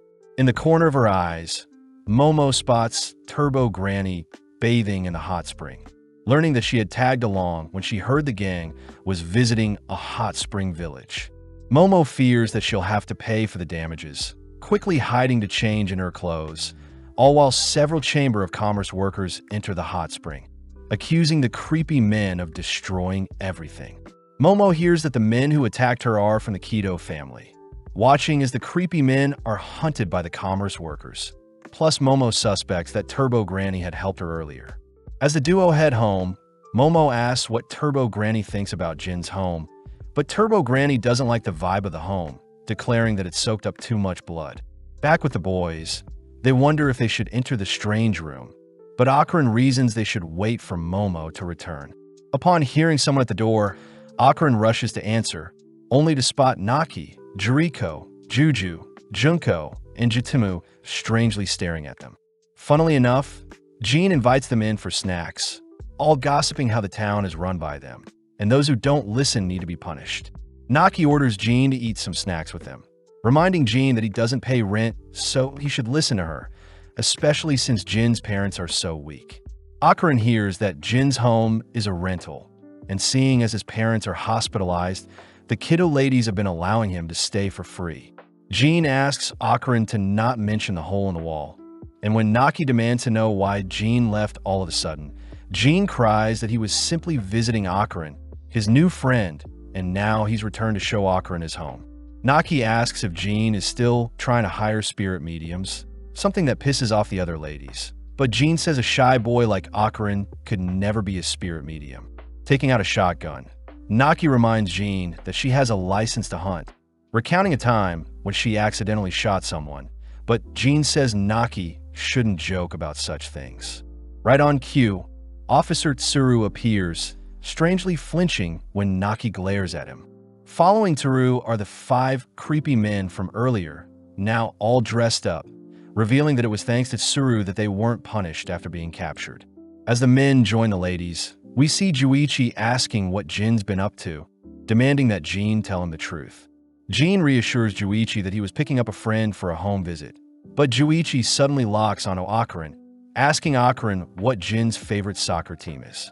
Juichi says a friend of Jean would surely know, and with the situation tense, Akron says it's Saint-Germain, successfully clearing himself of all suspicion. Jean is surprised Akron knew the answer, but Akron says the poster he put up to hide the hole has the answer. When the ladies ask when Jin's lady friend is coming back, Jean tries playing dumb, but Naki says she knows Jean is lying. Cutting over to Momo, she is seen visiting a Tsukinoko shrine, but is caught off guard seeing a strange man balancing on his head. Spotting Momo, Manjiro apologizes for the awkward sight, inviting her to see the shrine. Upon entering, Momo is disappointed to see the dried-out remains of a snake, especially since there were tales of a mythical snake guarding the village. The legend says that the snake lived in the nearby volcano and caused it to erupt everything it got hungry. So the villagers had offered up a child every year for the past 200 years to quell the snake's hunger. And in exchange, the volcano remained dormant, and the village was allowed to enjoy the hot springs. Manjiro says nowadays, erecting a shrine to pray to the snake is enough. And Tsukinoko was a name given to the snake to attract more tourists. But Manjiro does mention how people in the past would continue to uphold the sacrifices in fear of the volcano erupting again. As Momo heads back to Jin's home, she excitedly calls out to the boys, but is horrified to see Akarin and Jean have been knocked out, all whilst Naki declares that their last offering has arrived. As the men attack Momo, she starts off by firing off a kick, knocking out one of the men, only to knee another with the help of her psychic abilities. Sadly, Momo is pushed into a devastating punch, barely able to block it with a barrier, quickly recovering and knocking down another by tossing a table at them. Caught off guard, Momo is restrained from behind, receiving a brutal head, but that blurs her vision. Luckily, Turbo Granny scares off the man, causing him to bump his head, but Momo is more curious who these people are. Momo demands that everyone leave this house, but out of nowhere, Naki leaps towards Momo with a flying kick, blowing her back. As Naki chases after Momo with some insane movement, she is able to maneuver around the flying obstacles Momo sends her way, only to appear in front of Momo, comboing her with various strikes. To top things off, Naki smashes Momo through the talisman-filled room, wondering how Momo can use psychic abilities. Momo is weirded out by the strange room, piquing Naki's attention to see a talking cat with Momo, all whilst revealing that the Kiddu family has been protecting the village for generations.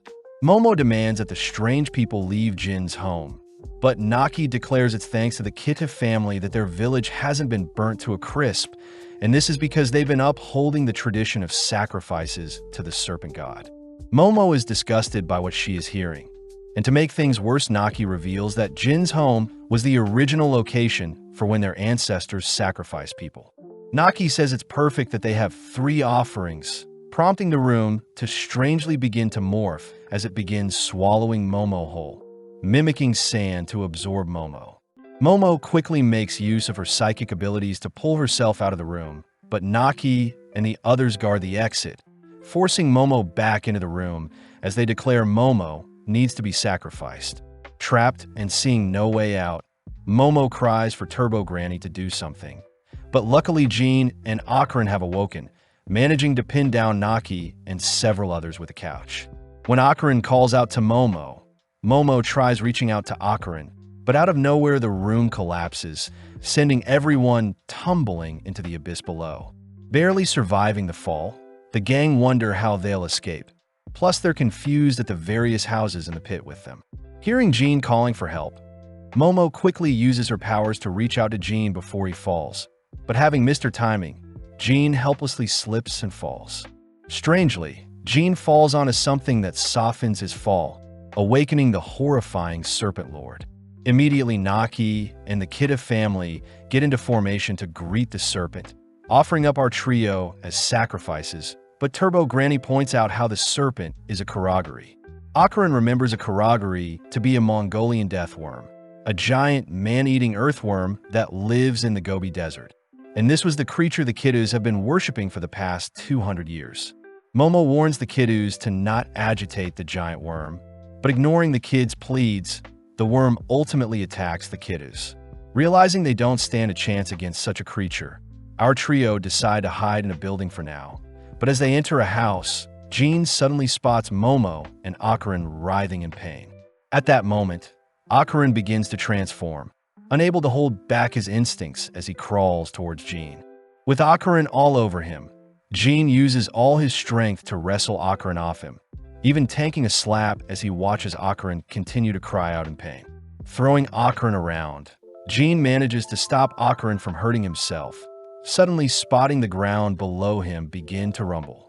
Picking up Momo and Akarin, Jean manages to move them aside as the worm launches through the house, giving Jean an idea as he sees the worm is reacting to the vibrations in the house and not their voices. Jean is forced to stop Akarin from hurting himself once more, and as Akarin begs for someone to end his suffering, Jean suddenly remembers the moment when he found his parents attempting to hang themselves, with the last words also begging for their lives to be taken. Jean wonders what could be causing such a visceral reaction, suddenly watching as Momo plunges a glass shard into her belly, but luckily Turbo Granny is stabbed instead. Turbo Granny instructs Jean to tie Akarin up, following up by restraining Momo, only to hear from Turbo Granny that the worm is emitting psychic waves that force people to take their own lives. Jean wonders why he isn't being affected, but before Turbo Granny can explain, Momo tries filing glass shards at herself, forcing Jean to leap in the way of the projectiles. Flung into another room, Jean helplessly glances up at the worm, staring off into the eye of the storm. Jean notices Momo trying to injure herself once more, stealing his resolve as he reacts fast enough to tank the glass shard, only to hoist everyone onto his shoulders. As Jean rushes through the home, he evades the worm's advances, all whilst descending through the house. Making it out of the house and onto some footing, Jean accidentally trips down some stairs, pissed at himself for being so weak. Seeing Akarin and Momo prepare to jump, Jean rushes to secure them, only to notice the worm towering over them. As the worm creeps ever so close to Jean, a strange entity makes their presence known, suddenly appearing before the worm. Seeing this strangely slouched entity, Jean says he recognizes it, surprised to see that Akarin and Momo are back to their senses. The trio wonder what the creature is before them, suddenly weirded out when the creature dislocates its head to face them, but Turbo Granny cries for the trio to not look at Evil Eye. Turbo Granny says Evil Eye can make anyone go insane and want to harm themselves with a single gaze, the same ability as the worm's psychic waves, and it seems Evil Eye and the worm are canceling each other out.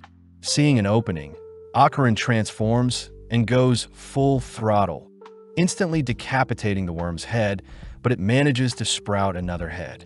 As the worm chases after the gang, we see Evil Eye floating alongside Jean, suddenly taking the chance to force Jean to lock eyes with it. Flashing back, we see a few kids dancing and playing together, all whilst a pale kid with purple eyes watches from behind bars. In the coming days, the white-haired kid would mimic the other kids' dances, ultimately collapsing as he became more malnourished. It's revealed that the white-haired kid was actually one of the human sacrifices that were fed to the serpent by the Kiddu family, ultimately tied up and burnt to a crisp, but his final wish being to someday play with other kids.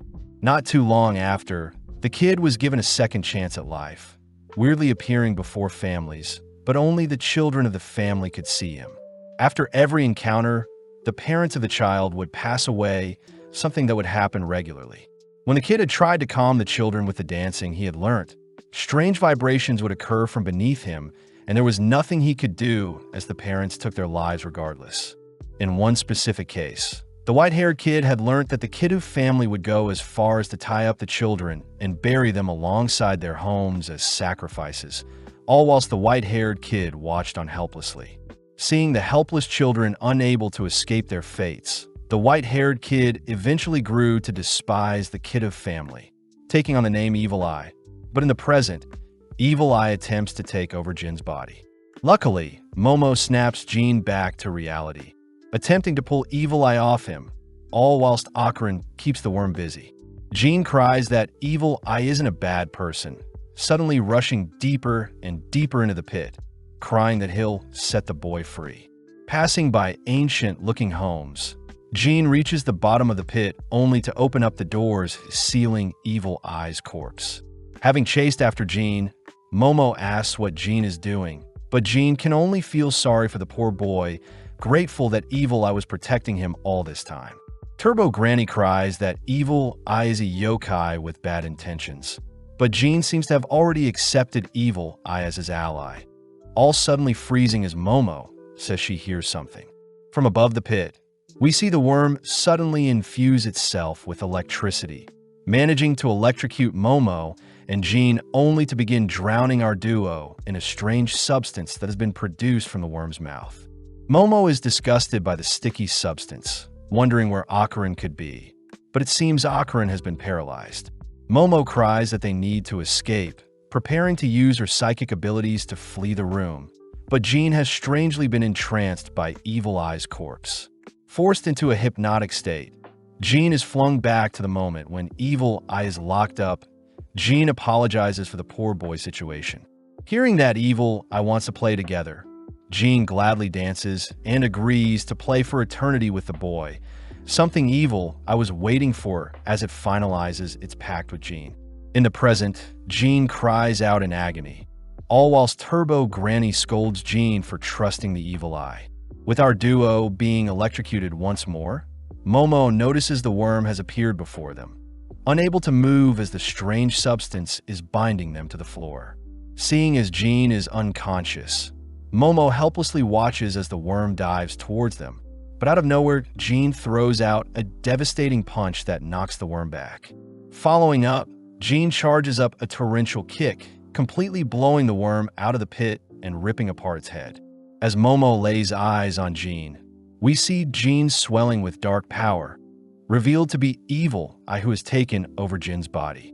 Evil Eye declares they'll slay all humans, and in the blink of an eye, Evil Eye blows Momo in a nearby wall with a punch, only to pin her against the wall with his leg. Evil Eye is intrigued at Momo's powers, taunting Turbo Granny as he mocks Turbo Granny for being so weak, but Momo cries for Jean to wake up. Evil Eye says Jin's body is now theirs, and upon detecting the worm attempting to electrocute them, Evil Eye erects a perfect barrier to halt the attack. Evil Eye begins chanting something strange, managing to conjure together the dark energy from the deceased souls in the pit, only to compress the dark energy into a ball. With a single kick, Evil Eye sends the dense energy ball flying through the worm's head, and with each successive kick, the worm squirms and cries out in pain. Evil Eye is annoyed the worm has burrowed away to escape its wrath, allowing Momo to catch her breath temporarily, only for Turbo Granny to remind Momo that Jean is a genius, something Seiko knew all along. Jean apparently has an abnormal amount of spiritual power, and when combined with Jin's physical prowess, Turbo Granny declares Jean is the perfect vessel for anyone to possess. Momo says Jean wasn't always like this. Realizing that Jean awakened quite late, just like Momo did, and seeing as she'll now need to take on Evil Eye herself, Momo braces for the worst. As Evil Eye sends its dense energy ball towards Momo, she is forced to guard herself with her powers, but this leaves her wide open for a sneak attack from behind. Struck and flung into a nearby wall, Momo is forced to watch as Evil Eye kicks the ball directly at her, but right on cue Akarin makes his grand entrance. Akarin is pissed that Evil Eye hurt Momo, declaring he'll have to pay Evil Eye back, all whilst perfectly matching Evil Eye's strength. As Akarin stops Evil Eye from pelting the ball at Momo, Evil Eye instead chooses to detonate the ball and blow Akarin back, only to charge up another kick that forces Akarin to evade with Momo. Evil Eye demands to know why a fellow yokai is helping a human, but refusing to listen, Akarin flees the room with Momo on his back. As Evil Eye's energy ball tracks down Akarin, we see Momo and Akarin working together to ascend a pit. With Evil Eye amping up his attacks, our duo eventually manages to make it away from Evil Eye, but their attention is drawn to a strange spout that has appeared on the cave's walls. Akarin reverts to his human form and recognizes it to be the worm's doing, as it intends to hide in the dirt and fill the cave with poison, annoying Momo, seeing as their only way out is too high up. Akarin remembers that earthworms are highly sensitive to sunlight, and seeing as they need to escape as soon as possible, Akarin says Momo will escape first and return with a rope to rescue him. Momo understands that Jean can't be rescued at the moment, so she promises to return and save the boys, and with our lovebirds holding hands, Akarin transforms, ready to help Momo escape the pit. Asked to sit on a chair, Akarin says he'll propel Momo up whilst Momo herself uses her psychic powers to boost her further towards the exit, and before Momo can suggest an alternative plan, Akarin sends Momo flying. With her psychic powers, Momo manages to soar towards the exit, only to barely grasp onto the exit hole. As Momo pulls herself up, we see Evil Eye appear before Akarin, prompting Akarin to prepare himself for the brawl of his life.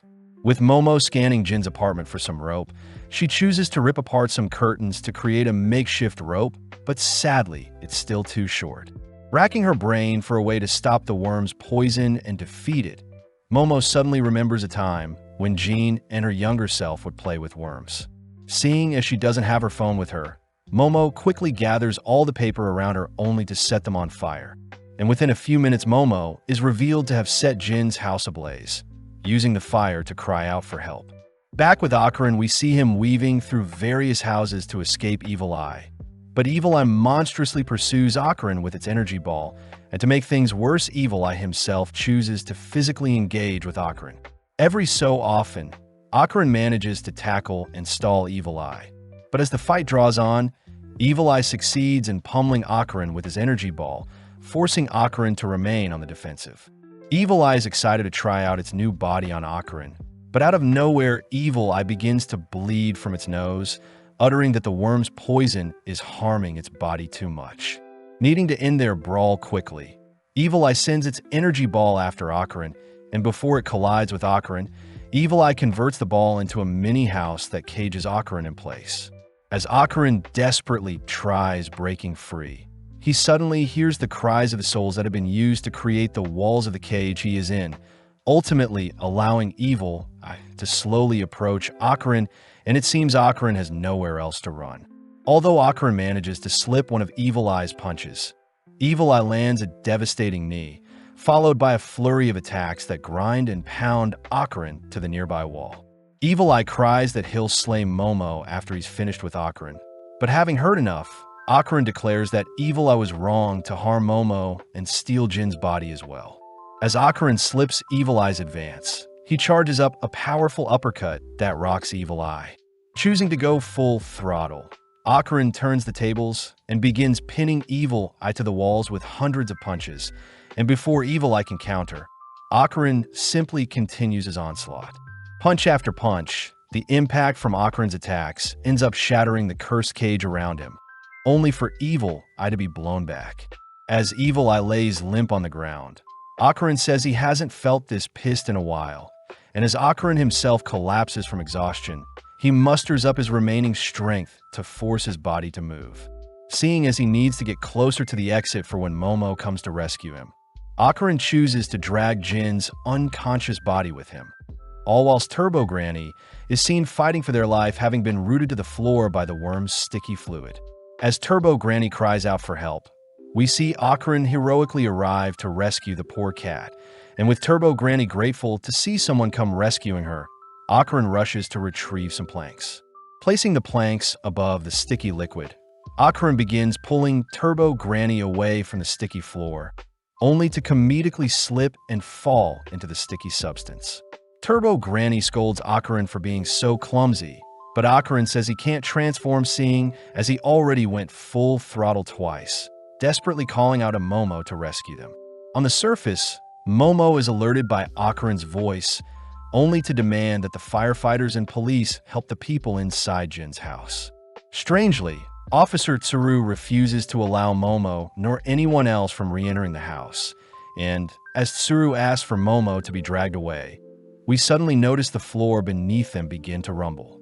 Right on cue, the earthworm is seen rearing its head as the entirety of its body is seen fleeing from the ground, and as the evening sun begins to harm the worm, Momo cries that everything is going according to plan.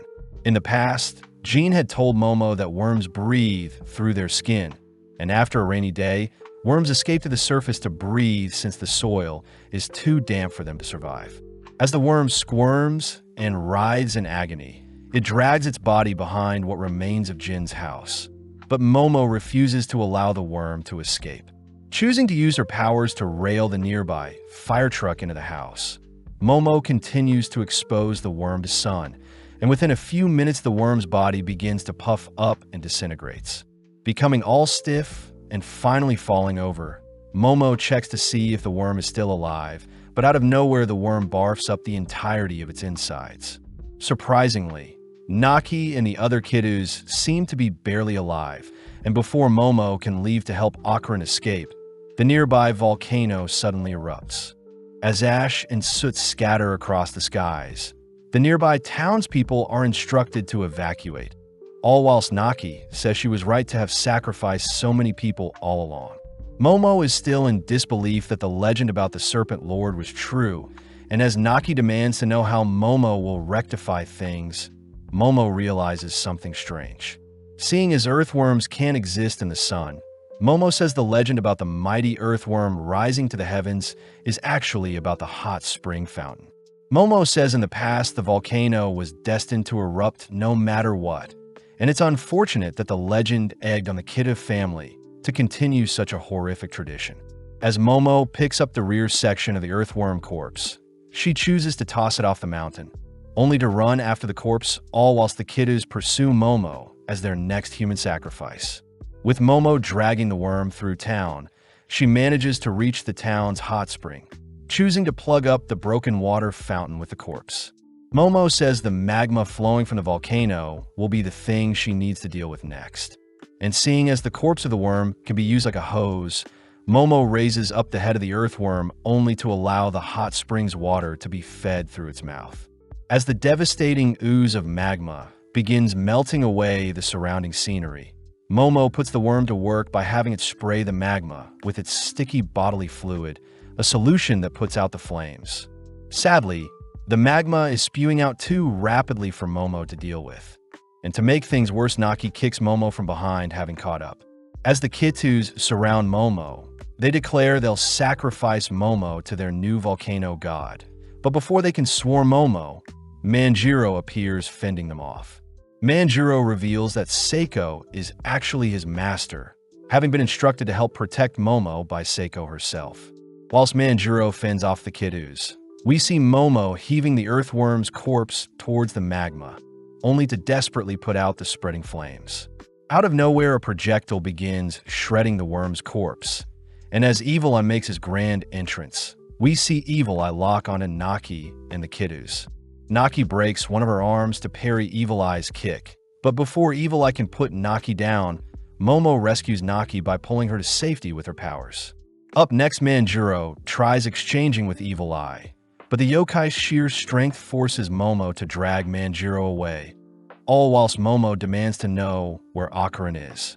Evil Eye refuses to answer, forcing our trio to work together to take down the being. But as Evil Eye rushes the gang, they're forced to duck, seeing Evil Eye blasting them with a beam.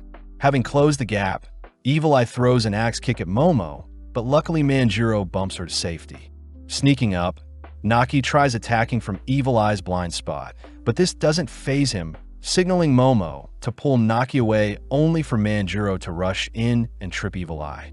Seeing an opening, Momo binds and grabs a hold of Evil Eye, but sadly Evil Eye's energy ball severs Momo's binds. As Evil Eye blows away Manjiro with a kick, he dashes towards Momo before she can react, only to load up a lethal kick.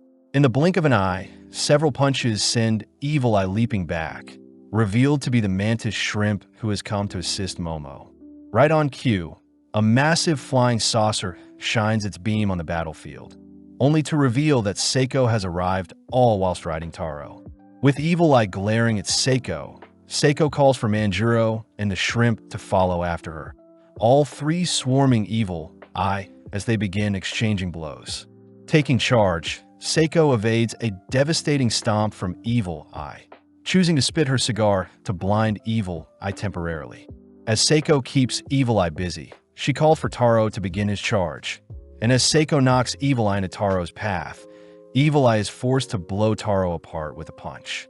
Having purposely planted a talisman inside Taro, Manjiro is tasked with performing a ritual that begins reassembling Taro around Evil Eye, and within a few seconds, Taro has been put back together, all whilst Evil Eye has been captured.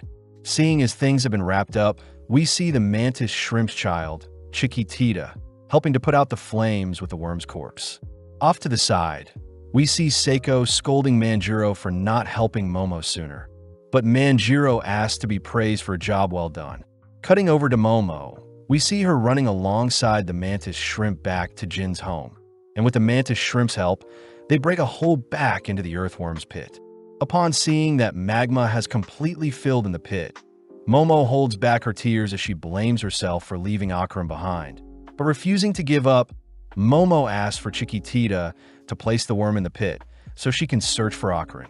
The mantis shrimp cries that it's too dangerous to enter into the fiery pit, and as the mantis shrimp holds Momo back from doing anything reckless, we see Chiquitita levitate the magma out of the pit with its spaceship beam.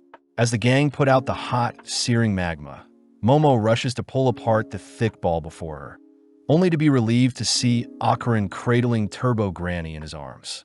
Akarin is glad to see Momo, revealing that when he was trapped in the pit with Turbo Granny, it was ultimately the combination of the collapsing housing and the worm's mucus that created a protective barrier around them, ultimately preventing any magma from reaching them. Akron asks where Evil Eye is, apologizing since he wasn't able to hold him off long enough. But as Akron trips on a Momo, he reflexively backs away. Surprisingly, Momo leans in and embraces Akron, apologizing herself, seeing as she wasn't able to help rescue Akron sooner. Returning to Seiko's home, we see Seiko take charge and rally the gang to help perform a cleansing ritual on Jean, an event that doesn't end up freeing Jean. Choosing to head inside for a break, we see Arya amongst the crowd enjoying the meal as well, but she is a little annoyed that she wasn't invited to help rescue her trio. Seiko asks Manjuro about Rockin's sect, all whilst we see the mantis shrimp feeding Chiquitita some milk, but Arya demands to know why the mantis shrimp is back on Earth. The shrimp says the cow they gave them didn't produce milk, a byproduct of their planet, as it seems their world is submerged in liquid, but they still breathe oxygen. The mantis shrimp says it would be better if he lived on Earth, something Arya isn't opposed to as she adores Chiquitita. But suddenly the gang overhear Seiko mentioning how they'll need some outside help to free Jean from Evil Eye's grasp. Seiko says Jean will have to live inside of Teru until they can free him. And as Teru tries tasting some of the hot food, we suddenly hear Jean cry out in pain, something that attracts the gang's attention. Seiko utters that evil spirits can steal the voices of those they possess to trick people, asking for everyone to be on guard as Teru opens his face, and surprisingly Jean has regained control of his body. Wanting to test out something, Seiko retrieves some cold water and splashes it on Jean, only to see that Evil Eye has returned. When Seiko douses Evil Eye with some hot water, we see Jean is able to retake his body, a predicament that annoys the gang. Teru is a little concerned since he won't be able to see Hannah whilst Jean is inside of him. But Seiko takes the chance to apologize to our trio, uttering that she didn't expect Evil Eye to be the one causing issues for Jean. Turbo Granny mocks the humans for being so pathetic, especially since Evil Eye is a mountain spirit, a being close to a god. Normally, such a powerful spirit would liquefy the humans they possess. But interestingly, Jin's high spirit power is keeping Evil Eye in check. But over time, Evil Eye will get used to Jin's body and run rampant. Seiko says they'll have people watch over Jean until they figure something out. Plus, Jean is to stay in Kamigo City. Seiko does fear that they don't have much time until Evil Eye adapts to the seals they've placed on it, choosing to hand everyone some thermoses with hot water that they can splash onto Jean, only to warn Jean to avoid any sort of cold water in fear of reawakening Evil Eye. As the gang leave for the night, they hear the mantis shrimp is working on a dairy farm nearby, a convenient job that will help feed his family. Before the mantis shrimp leaves, he mentions how his name is Peeny Weeny, only to depart via beam through a spacecraft as he heads down the road to his new home. The next day, we see Manjuro driving everyone to visit Jin's parents who have been transferred to a hospital near their home. And as the gang get their hot water ready for any issues that may arise, we see Momo try to hold hands with Akron in the backseat. Akron is shy at first, but with some convincing, we see the lovebirds fiddling with each other's hands as they enter into a tunnel. Sadly, Jean breaks the tension by asking Momo to help him convince Teru to stop moving his body around, suddenly reminding the gang to pick up gifts for Jin's parents before they visit. Stopping at a general supermarket, we soon see Jean ecstatic to see his parents are well. And with Teru helping to move Jin's body, we see a news channel report that the volcano eruption in Jin's hometown was ultimately contained with no casualties. Additionally, it seems all the kiddos but Naki have been arrested for the horrific kidnappings. But as we follow Naki, we see she is on the run for the police who have been searching for her. As Naki runs through a forest, she reveals that she has been growing her body for 200 years, choosing to take out her anger on some nearby trees. Overflowing with anger, Naki morbidly begins tearing away at her body, only to reveal herself to be a subterranean in disguise, marking Momo as her enemy.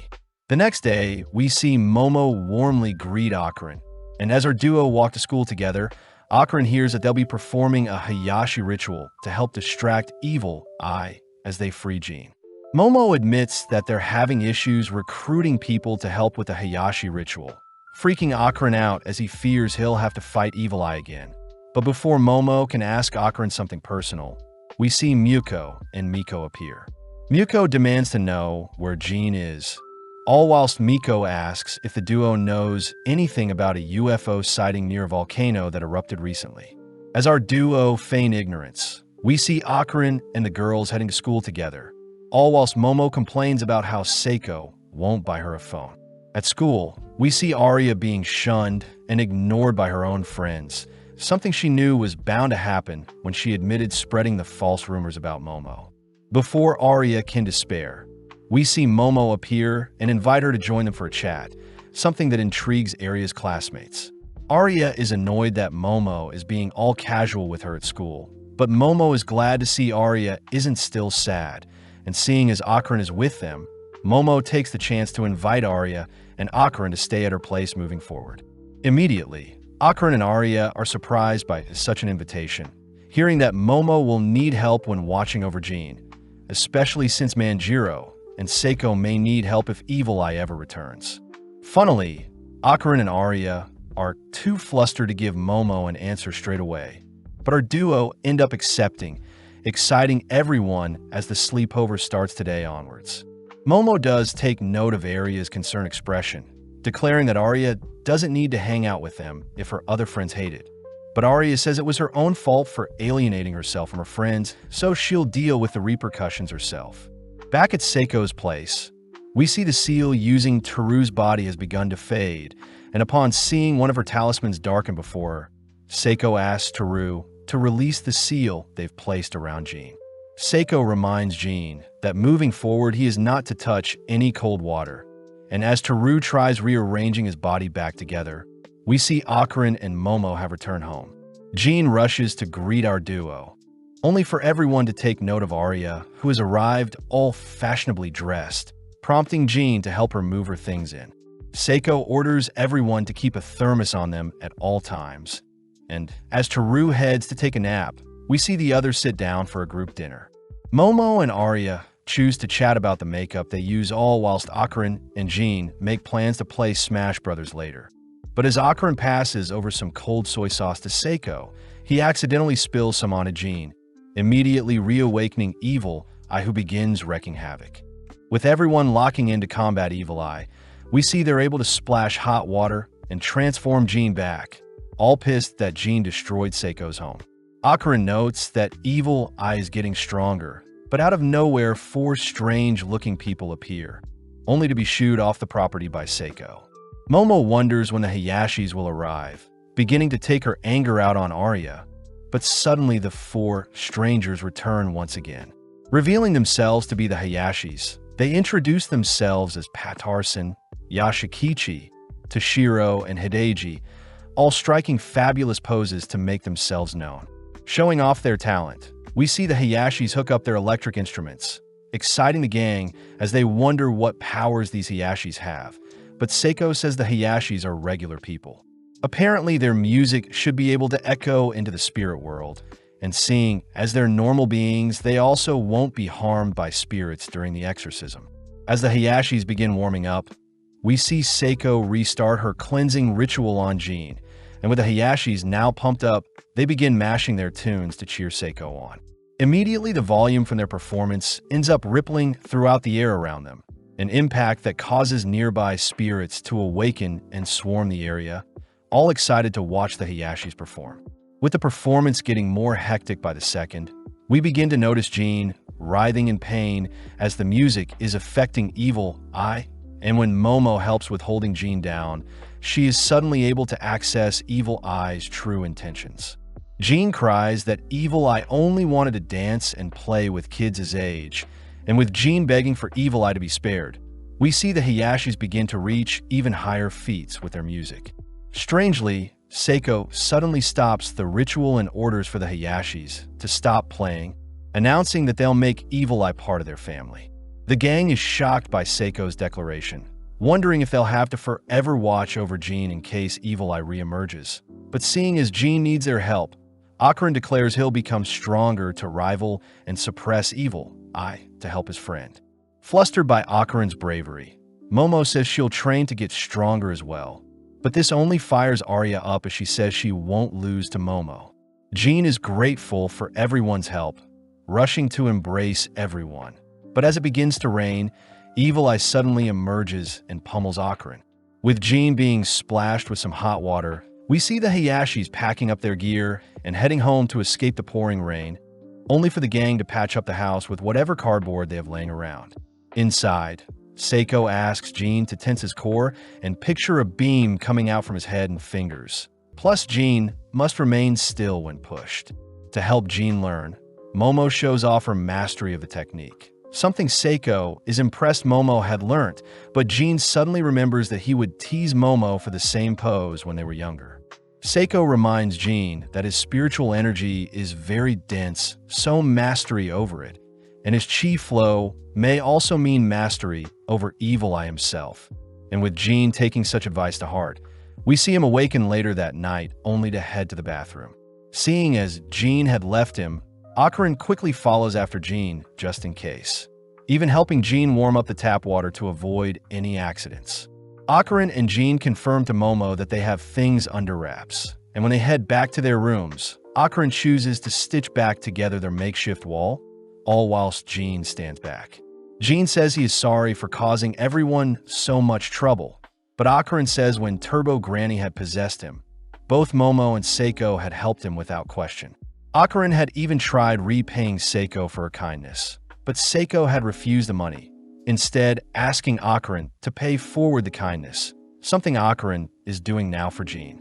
The next day, we see Arya and Momo both still exhausted from the previous day, but Arya dragged herself out of bed in order to perform her usual skin routine before applying her normal makeup.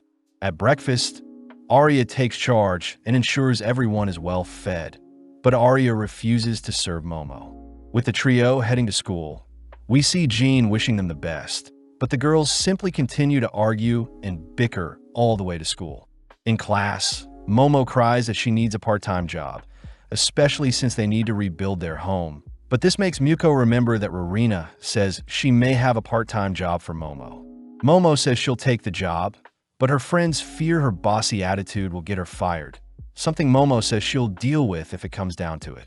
With Momo heading to meet with Rowena, we see Miko and Miyuko informing Akarin of Momo's new part-time job, and with the girls getting an idea, they choose to drag Akarin on a date with them, seeing as Momo is gone. Although Akarin fights for his life, the girls manage to wrestle Akarin and drag him out of the school, through the city and onto a train.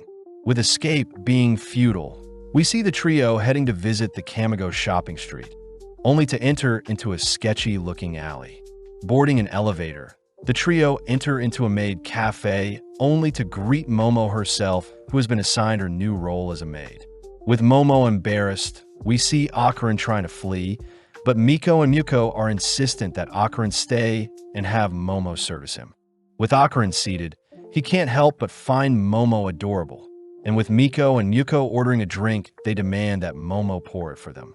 When Momo gets annoyed, she is reminded to treat the customers well, and to bless the drink. Momo and the gang are asked to create a heart with their fingers. Wrapping up their session, we see Miko and Miyuko satisfied with their scheming, but before they can leave with Akarin, Akarin cries that he wants to chat with Momo a bit longer. Now alone, Akarin hears that Momo is working until 10 at night, but still feeling shy, Momo demands that Akarin leave. Obliging, Akarin heads off as Momo gets to work, and with Momo holding back her embarrassment, she soldiers through her shift, all while attending to the various customers. Clocking out, Momo heads out onto the quiet street, feeling a little gloomy at how alone she is, but out of nowhere, Akarin arrives. Having waited outside for Momo, Akarin utters that they can walk home together, flustering Momo as she rewards Akarin by holding his hand. At home, we see Arya sipping on some cold boba tea whilst observing Manjiro helping with Jin's training, all amazed to see that Jin has learned how to remain still even when pushed. Seeing as Jin may be ready, Seiko orders Manjuro to prepare some hot water as she'll be drawing out Evil Eye with some room-temperature soy sauce. And with Seiko reminding Jean to focus, Seiko lets loose a single drop of soy sauce. As the cold droplet touches Jin's skin, Evil Eye's presence begins to erupt from Jin's body. But having anticipated this, Jean manages to calm himself and steel his resolve, ultimately suppressing Evil Eye from taking over. Seiko is impressed Jean is learning fast, but she warns Jean he still can't handle cold liquids, only for Momo and Akarin to return home. With Momo warming up with some hot water, Seiko is surprised to hear that Momo had gotten a job, and as Jean and Arya rush to chat with our duo, Arya accidentally bumps into Jean, spilling her cold tea onto Jean. Immediately, Evil Eye makes himself known only to erect a barrier to deflect any hot water the gang will splash onto him. Locking on a Momo, Evil Eye traps her in his cursed house, and he begins marching towards her. We see the others trying to break through the house, but no luck. As Evil Eye prepares to clobber Momo, Momo manages to blow him back with her psychic powers, but Evil Eye simply collapses his cursed house to bring them closer together. Now with his arms around Momo's neck, Evil Eye is caught off guard when Momo spits the hot water she had in her mouth, officially bringing Jean back. Immediately, Akarin rushes to Momo's side, but Jean is still in disbelief, seeing as the people around him got hurt because of him, and before the gang head to bed, we see Arya apologizing for being unable to help whilst Akarin declares he'll need to become stronger.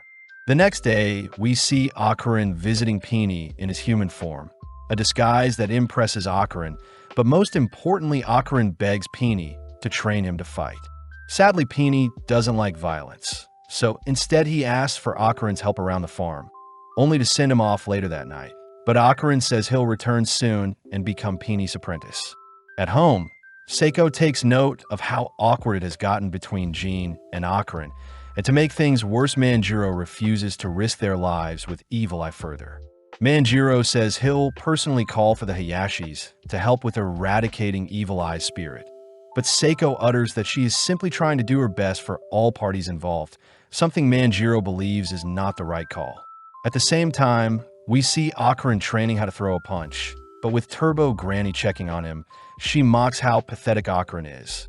Hearing that Akarin wants to dominate Evil Eye in battle, Turbo Granny regretfully tells Akarin that he'll never catch up to Evil Eye's power nor techniques, and hearing that Akarin will do anything to grow stronger, Turbo Granny agrees to help. With Arya following our duo, we see Turbo Granny taking Akarin to school, and as our duo sneak in, they're caught by Arya, who demands to know what they're doing. When our duo try ignoring her, Arya simply continues to tag along, and when Turbo Granny mocks Arya, Arya transforms only to stomp Turbo Granny into the ground. Now inside the school, Arya and Turbo Granny continue to bicker all whilst our trio head into a music room, only to be frightened seeing images of several music legends on the wall. When Turbo Granny plays the piano, we see Arya accidentally smacking Akarin only for Turbo Granny to order Akarin to begin jumping. Replicating Akarin's rhythm, Turbo Granny shows that Evil Eye's rhythm is 4 times faster than Akarin's. Turbo Granny reveals that Arya in her transformed body can perform 4 switches in 1 beat, and Evil Eye is also 4 switches, but in his cursed house, he is capable of unleashing 10 actions in a single beat, a complete behemoth compared to Akarin's 2 switch movements. Out of nowhere, we see a spirit appear behind Turbo Granny, and as it plays the piano, it drags our trio into its domain, prompting the other spirits to show themselves. When Akarin and Arya try defusing the situation, we see the spirits forcing our duo to transform and evade their music blasts. And with Akarin dashing past the notes the spirits project, he gets curious and touches one of them only for a massive explosion to ring out. Having almost lost his arm, our trio realize the notes are bombs, and with the spirits conjuring hundreds of notes, we suddenly see the scenery be stripped away as our trio are bombarded by the music notes. With Akarin and Arya evading the best they can, the spirits continue their pursuit, but Arya seems to be evading the projectiles fine, but Akarin seems to be barely keeping up.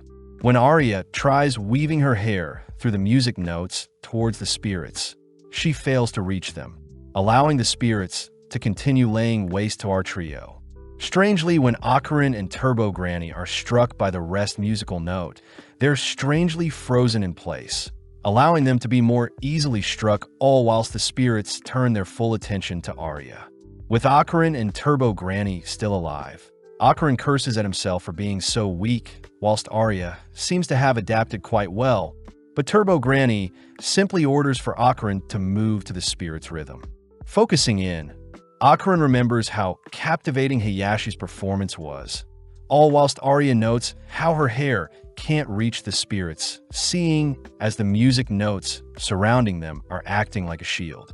Sadly, as Arya continues to dance around the projectiles, she makes a misstep and accidentally gets stuck in some loose soil, allowing the spirits to bombard her. In the blink of an eye, Ocarina intercepts the projectiles and drags Arya to safety. And having taken inspiration from the Hayashis, Ocarina forces his body to rhythmically weave around the notes approaching him.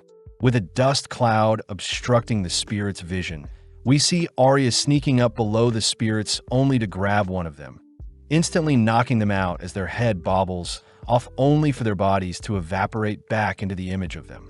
Seeing as our trio are a threat, the spirits begin to amp up their output in an attempt to slay our trio. But sadly, both Arya and Ocarina are easily able to dodge in the incoming swarm of projectiles. Annoyed, we see the spirits once again change the surrounding scenery, only to call forth several massive giants that begin to sing.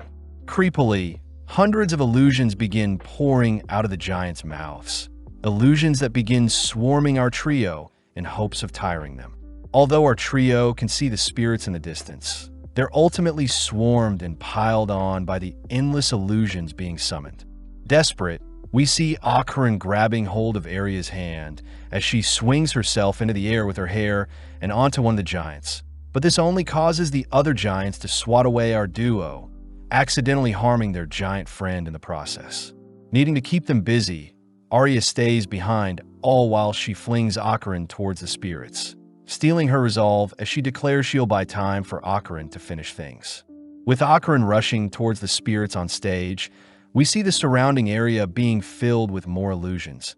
And as Ocarina rushes past the crowd, we see Arya using her movement to make the giants turn on each other. To add fuel to the flame, Arya manages to take down all of the giants, but strangely the giants continue to sing. As for Ocarina, he dives head first into the approaching swarm, occasionally leaping through the air and bursting through the surrounding music notes. Seeing as he can only go full throttle twice, Ocarina suddenly understands what Turbo Granny was trying to teach him. Focusing in as he accelerates towards the remaining 5 spirits only to monstrously land a strike on all of them simultaneously. With the spirits reverting back into their images, we see our trio return to the music room, only for Ocarina to thank Arya for believing in him. Arya is giddy to see Ocarina so cute, but she manages to hold herself back from fangirling, plus Ocarina takes the chance to thank Turbo Granny for the rhythm lesson. When Ocarina asks what they just fought, Turbo Granny reveals that if they play the piano at night, the music legends guarding the room will attack them. Comedically, we see Turbo Granny playing the piano by accident, but as we cut back to the others, we see Manjiro trying to convince Jean and Momo to call back the Hayashis to deal with Evil Eye. Manjiro reminds everyone that Evil Eye will only get stronger the longer they wait, and seeing as no one is saying anything, Manjiro declares that they'll start the exorcism with the Hayashis tomorrow. With Jean completely despairing at the trouble he has caused for everyone, the gang suddenly hear Ocarina calling out to them, and when they peek outside, they see Ocarina, Arya, and Turbo Granny challenging Jean to a duel. Before Momo can calm Ocarina down, Ocarina cries that he was pissed when Evil Eye attacked Momo, and seeing as they can't wait for Jean to tame Evil Eye, Ocarina declares that he'll help Jean beat Evil Eye into submission. When Manjiro utters that he'll be exorcising Evil Eye tomorrow, Seiko stops Manjiro from intervening, allowing Ocarina to get the rematch he yearns for. With everyone stepping aside, Arya splashes cold water onto Jean, only for Evil Eye to awaken, gleefully clashing with Ocarina as both of their attacks cause the surrounding area to quake.